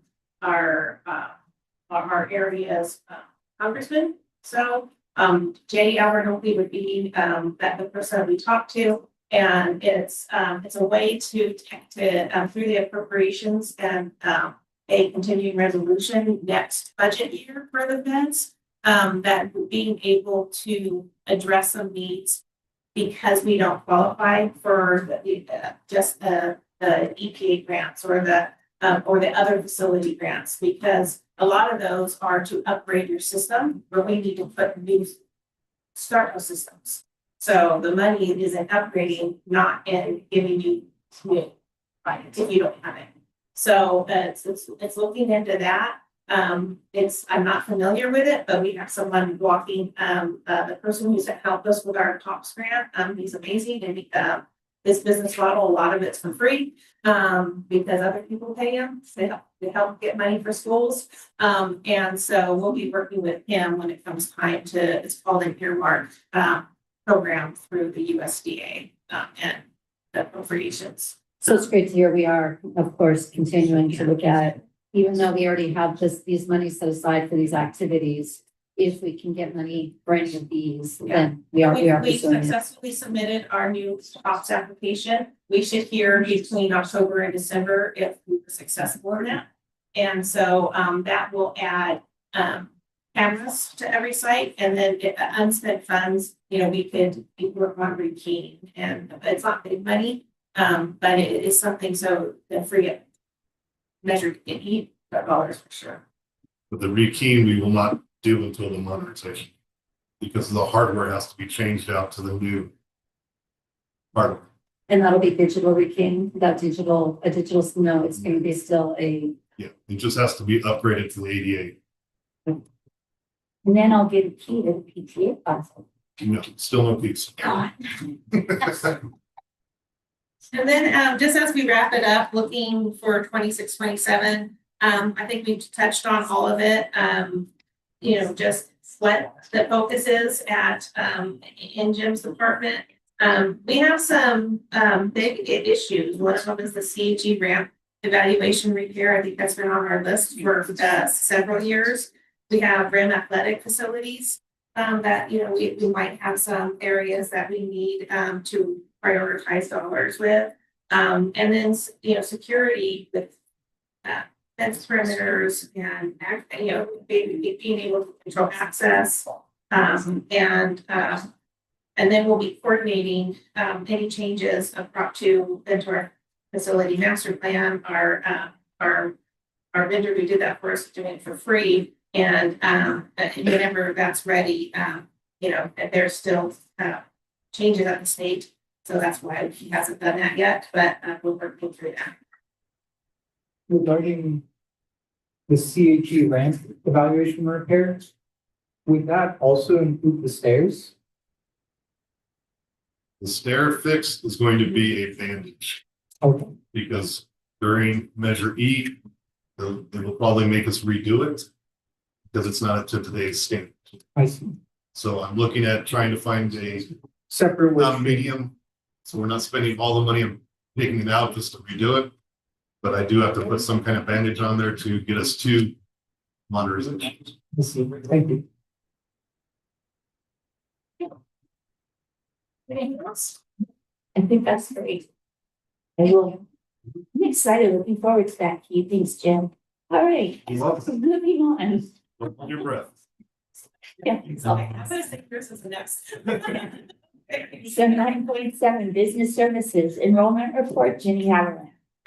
I do not have a PowerPoint because I printed out some enrollment data and you have it there for you. I wanted to just highlight a couple of quick things because we'll have enrollment also in my unaudited actuals report.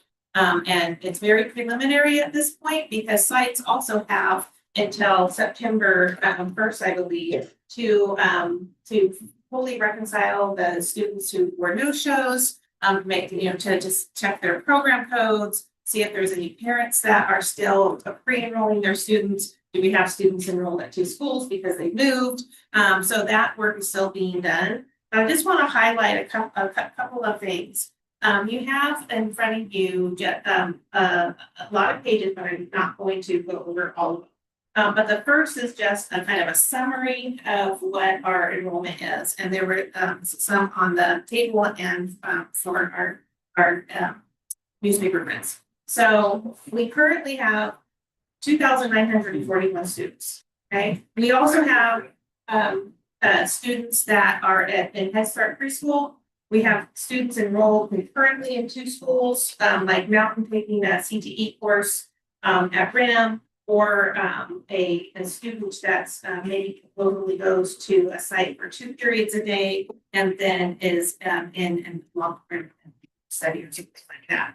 So, we are looking at this every day. So, and just because we're also using it to monitor if we need to add staff. So right now, overall, we have increased enrollment, and that would be a really wonderful problem to have. But we'll know more once we can that validate that all the drops are in. Right now, even if technically we might not need a teacher just based on the ratio, we do have individual grade levels that are at or above contractual maximums that we would have to address. One of the things I wanted to just share is that we do our own projections that really just, you know, what our trends have been. We know that we have 4 ninth graders that show up in 8th graders because kids that didn't go to our intermediate school, they come back in 9th grade, or they're in a charter school, they come back for brick and mortar in 9th grade. But one of the things that we also, because of Prop 2 requirements, we had Schoolworks do an independent enrollment projection for us in demographic study. He spoke, I believe, in the May or the June board meeting. And at the time, so we really feel like we have some confident numbers because that study projected 181 kinder students, and we have 183. Okay, we projected TK based on births was projected at 120, and we have a 126. So I just I wanted to test kind of some of those and see where they were. I also looked at our own projections were a little bit more conservative and lower than Schoolworks. But then, what was Schoolworks compared to each school site? And it was very like LAE 424 and it's 423. VOE was 574, we're at 560. So, I mean, that was gives us confidence in the partners that we're working with. MPH, their projection was 599, we're at 593. So, we feel like I'd like to know that we could validate that money that we spent, and so, but right now we had budgeted 2,932 students. Schoolworks had budgeted 2,898, and we currently have 2,941. So, we're definitely hired. We'll see, hopefully that will hold. We're already working on staffing with Dr. Slavin on if someone is materialized and a plan so we can not be too reactive to that and see what we'll have those numbers. Part of my report anyway is for the unaudited actuals. When you were budgeting for this school year, were you using that the 2940 number, or were you in terms of when we were looking at projections and determining? We didn't use Schoolworks because we were pretty close. We had 2,932. Okay. Yeah.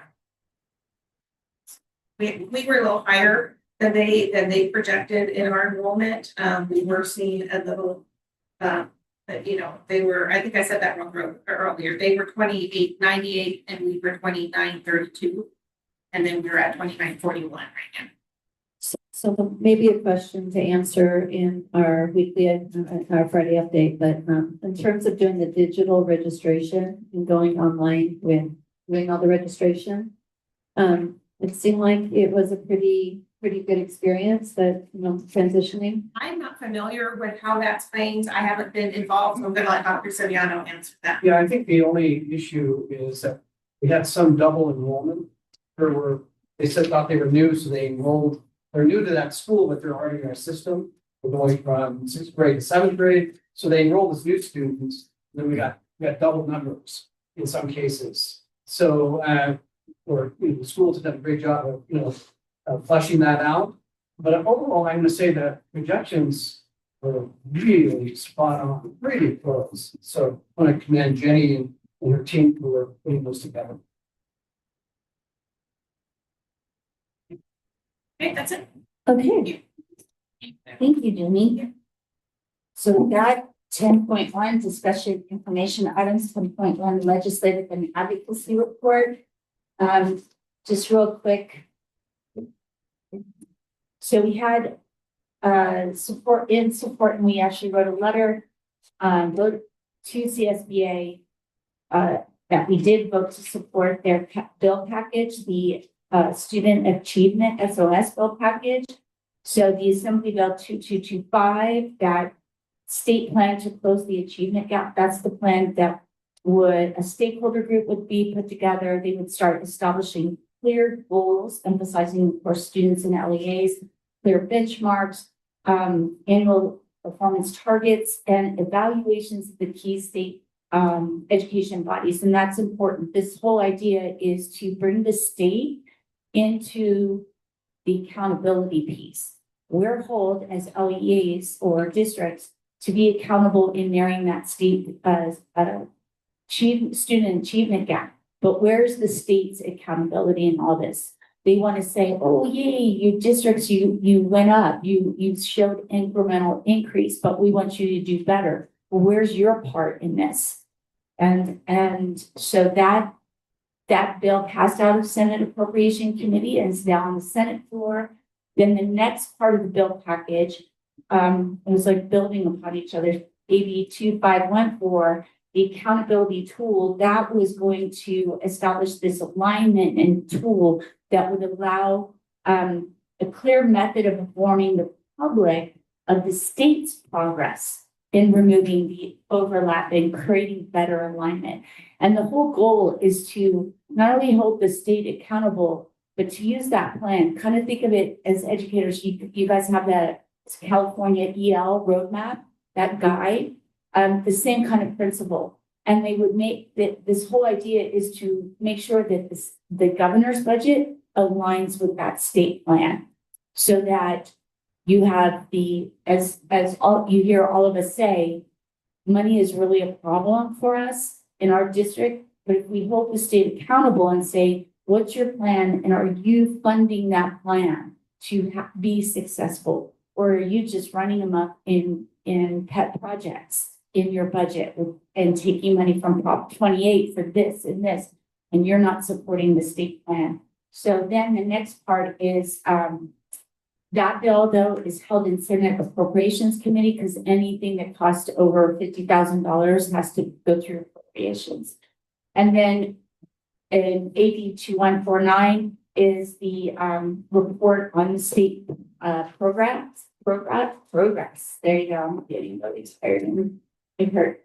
And then AB 2202. Oh, I'm sorry. That one is also held in Senate Appropriations Committee. And then AB 220, the Program Alignment and Support Commission. There's going to be an advisory commission that basically is a monitoring and reports to it, really reports to the State Board of Education to see how are we doing? And that's also held in Appropriations Committee. The other thing that I wanted to touch on, so the 14-week pregnancy leave, of course, is now law. And part of the COLA, the governor's great plan is to pay for that, is we have to use some of the COLA.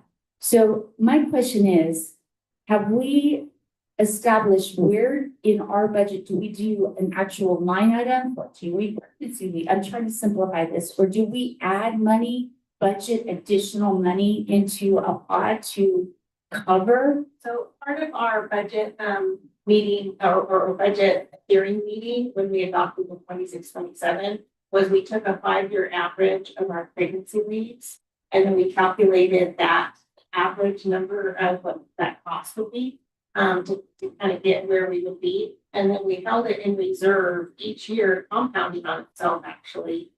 So building, and that is right now in our reserves. I mean, we have a lot of budget once, now that our budget is open, once we're done closing the books, we'll do budget housekeeping we have new special ed money, we have, changes to enrollment, staffing. So we'll, kind of see where that number falls. Right now, we put, our average cost for, a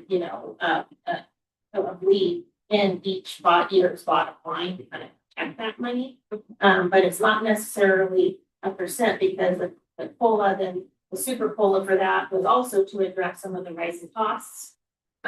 So that we didn't, necessarily address.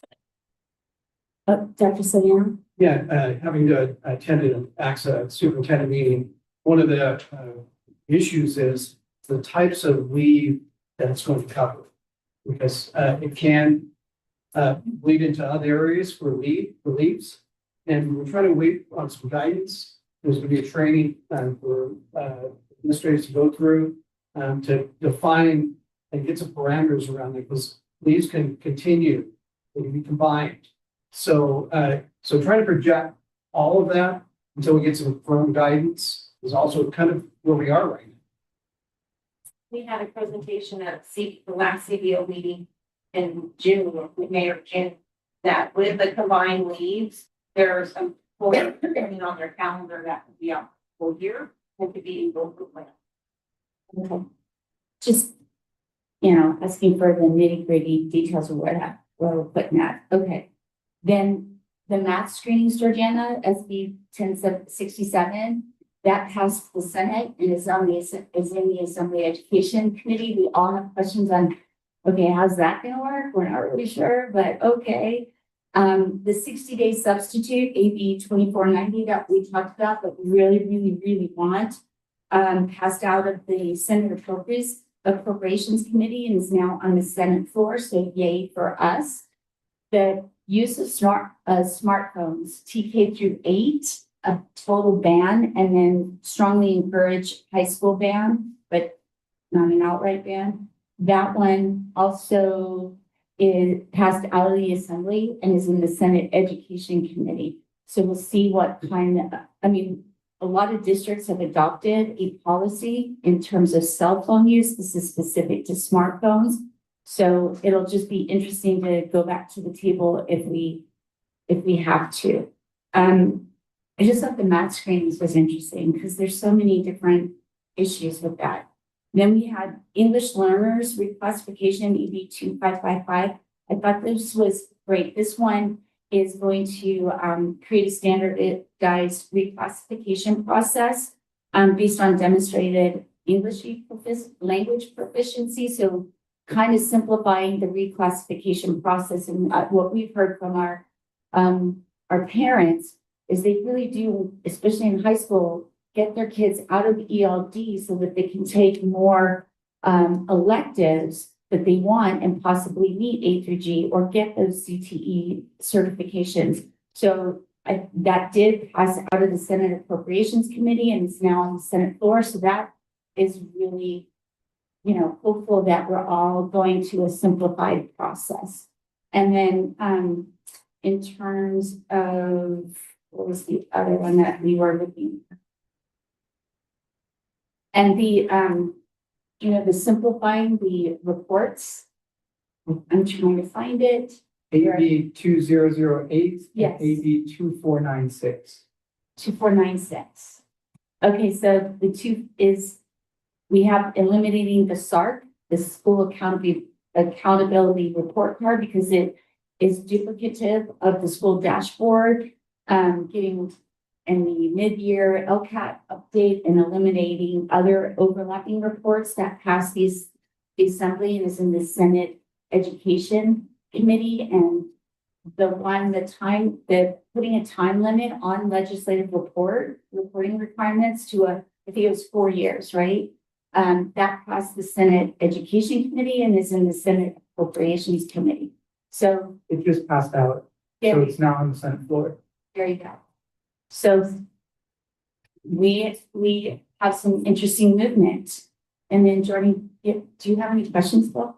I'm sorry. Yeah, are you reading from CSBA report or CMDEX? These are CSBA and coming from Are Cassandra. you gonna put that in the folder for us? I Please. I do. I made a Word doc because I copy and paste everything onto a Word doc and save it. So I will. Okay. And then interesting, Jordan said he's gonna do budgets and Senator Cho bills, but wanted to, on the federal side of the budget, the House is proposing huge cuts in Title I, which is going to affect so many of the programs. They're getting rid of Title II-A. Then they're getting rid of the community schools funding. They're getting rid of the professional development grants. So all of that funding will be gone, that in their proposal. And then, of course, the president's administration in their reorganization of the Department of Education, IDEA, which is special education, is proposed to be moved over to HHS, Health and Human Services, which should be interesting because then that means that all the oversight and administration of special ed, which in the House budget does have a slight increase, is overseen by a different department that it has not been in. So, Jordan. I have one quick update that is timely. Mr. Malone mentions about E-rate funding and what we have here. The FCC is currently conducting a review of the E-rate program. So potential modifications that have been talked about are narrowing the program or addressing student screen time and online safety concerns. Public comments are open right now on this process until October 13th. So if you are curious to learn more about it or to submit public comment, I would encourage it. That's an important source of funding for our technology department. So we may want to continue monitoring that one. Could you drop that link into our emails? Yes, happy to.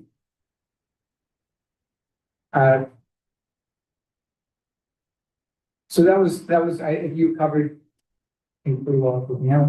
No, I just for the record, the budget is still a problem. The $3.9 billion is still being withheld from 98, which means that $3.9 million is not going to school districts. And the whole reason is beyond belief because revenue is above projections. So why are you holding back $3.9 billion? Because then that becomes really a cut. Because when you hold it back, it is not growing in Prop 98. Then because we depleted the rainy day fund in Prop 98, there is deposits into it, which is great. But then things like the COLA, which is 4.31%, yay. Oh, but you know what? I want you to pay for this program out of it, the 14-week pregnancy leave. I'm not dissing on the pregnancy leave. It just makes me, I just think it's disingenuous to go, I'm going to give you this COLA, but I'm going to put some strings attached to it. It's almost like a flippin' categorical fund. Makes me mad. You know, there's some fire again. And then, But I would just piggyback on that, is it's been in the news quite a bit how enrollment is down across the state in various school districts. So that also means that the per capita spending at the state level is going to be less. So there should be more monies available, freed up across the board for education because of that. exactly. So those are still some of the problems with the budget. While we appreciate the additional monies to like 1 billion in community schools, more money for kids that are experiencing homelessness, $116 million more for that. While we appreciate that, the 3.9 billion just blows my mind. And I think it's just a misuse of power to do that. That's the will of the people. We voted on this in Prop 98, that 40% of the general fund minimum, that was supposed to be the floor.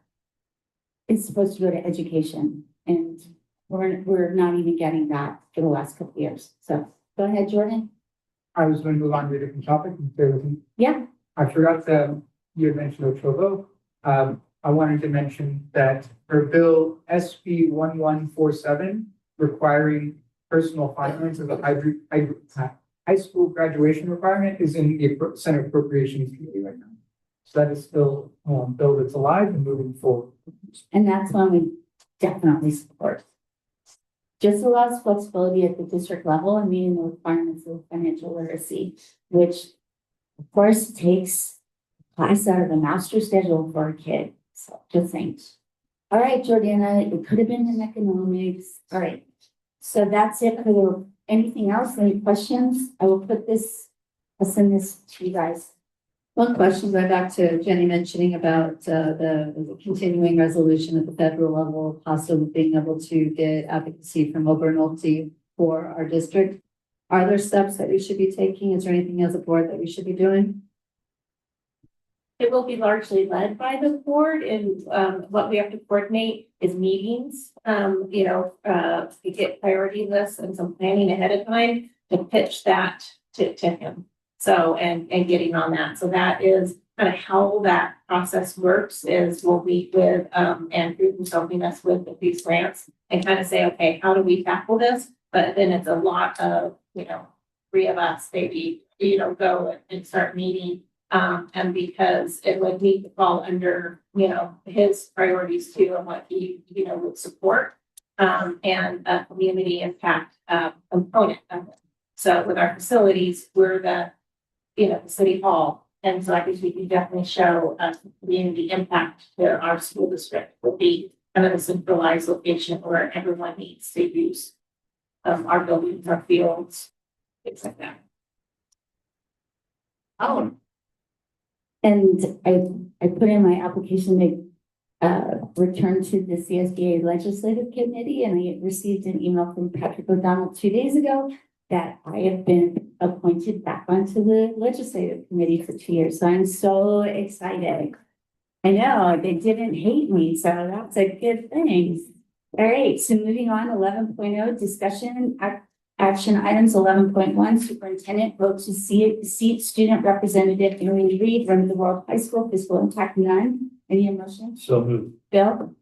Second. Jordan is the second. Discussion? If none, calling for the vote. All in favor? Any opposed? Motion carries unanimously.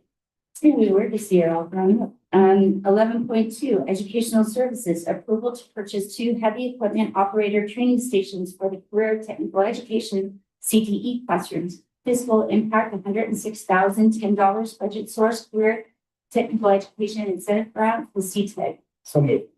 Second. Scott's the first, Bill's the second. Discussion?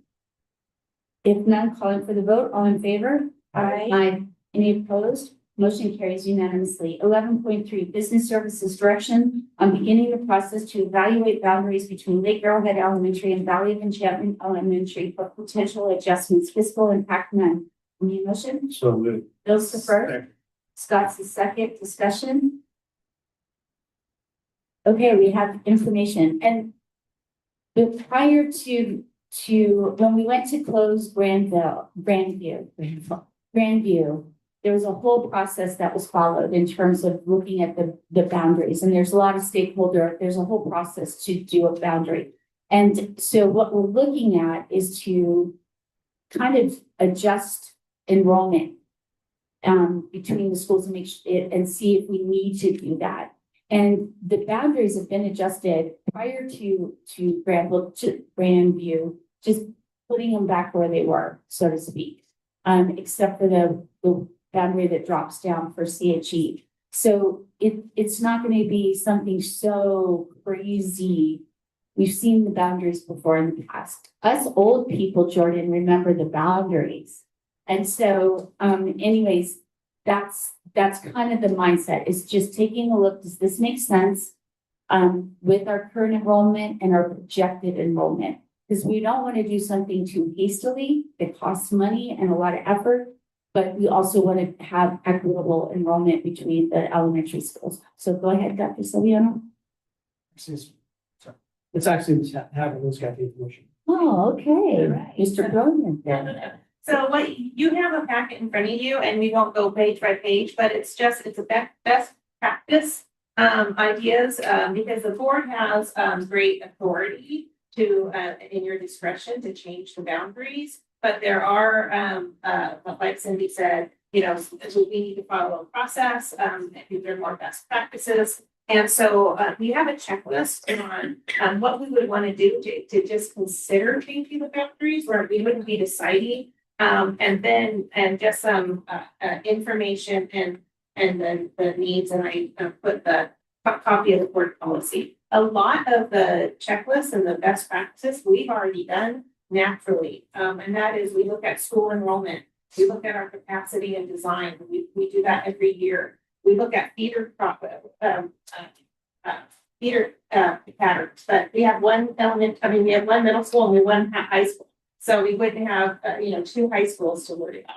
We have, looking at student safety, and transportation. We've already had discussions with Ms. Haywell on, what that would look like for the buses. And similar to where, where I live, my kids have the same bus stop for LAE and for Grandview. So we were in Grandview, so LAE kids would go one way, 5 minutes later, the bus would come for Grandview and we turn left instead of turning right. So the area that we're considering is in a very similar area. So, we've already had the preliminary conversations. And Jen also has looked at, last year we had just bus stops, not including parent drivers. In the affected area, there was 31 students in this one small area. I put the picture a few months ago in your board update, and then 31 bus riders, and it's along the same route. And then right now we have 18 people who have purchased bus passes, but it's the beginning of the year. We haven't, we're just now starting to say, if you don't have pass, you don't get to go home on the bus. So looking at the areas, so we've done a lot of that work already. We looked at like community identity. Well, this is really across the street from each other. So we're what we haven't done though is we haven't gone address by address in the students that would be affected, and check for what we would have to do is check for maybe special ed programs. Would we be, could we not offer something that we run both programs at both schools? We would need to review a sibling impact. Would we have to look at grandfathering and how that looks like?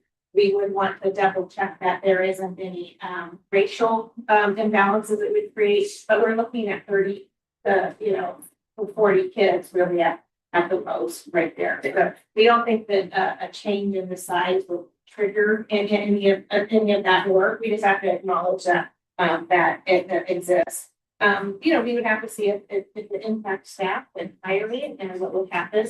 This isn't something that we would say, okay, we're starting tomorrow. It would be starting for the next year. I mean, we could have discussions if we wanted to start it sooner, but it takes a while just to have parents have an opportunity to attend a town hall or to do learning sessions and things like that. It takes time. So before we do any of that work, it's just giving directions to say yes, proceed with looking into it and just see what we have, or no, I think we're good.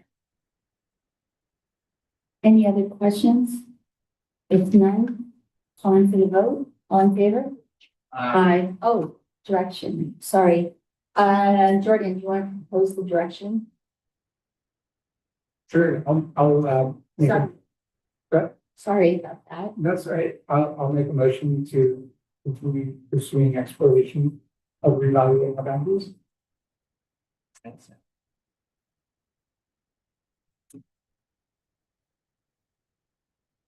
Yeah. Second that. Any further discussion? Yeah. Just make sure. All in favor? Aye. Any opposed? Motion carries unanimously. And then 11.4 business services approval of a 60-month agreement for a Xerox upgrade with Visual Edge for the 26 through 2031 school years. Its full impact $164,904.39 plus tax. Budget source unrestricted general funds and current and technical education grant. I need a motion. Jordan, second. Second. Bill, discussion.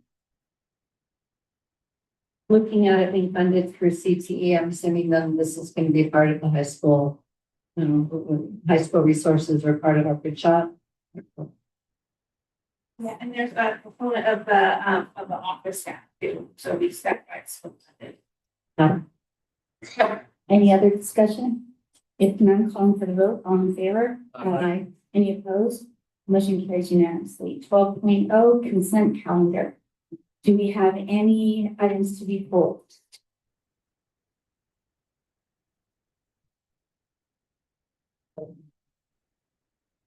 None?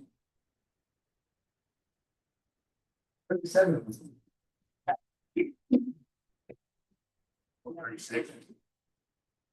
All 36. So. Oh, oh, you scared me. Okay. We're all good? All right. So with that, we have 12.1, 12.2, 12.3, 12.4, 12.5, 12.6, 12.7, 12.8, 12.9, 12.10, 12.11, 12.12, 12.13, 12.14, 12.15, 12.16, 12.17, as revised, as we already approved earlier.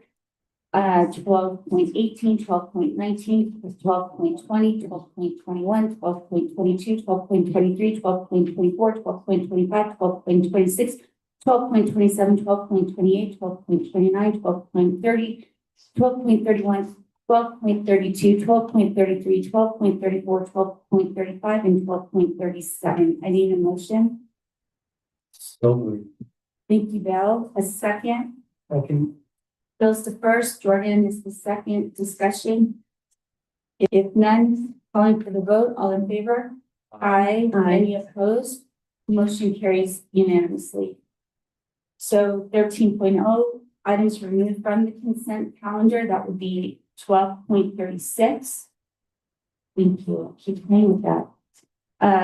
Business services, approval of board payment report, fiscal impact, $1,956,655.14. Budget source, various funds. I need a motion. I just want a clarification on this, just so people know. I need a motion. So move. Bill's the first. Second, Second. Scott. Discussion. I just want a clarification for people as they see it. And what part of the payment report do you want clarification on?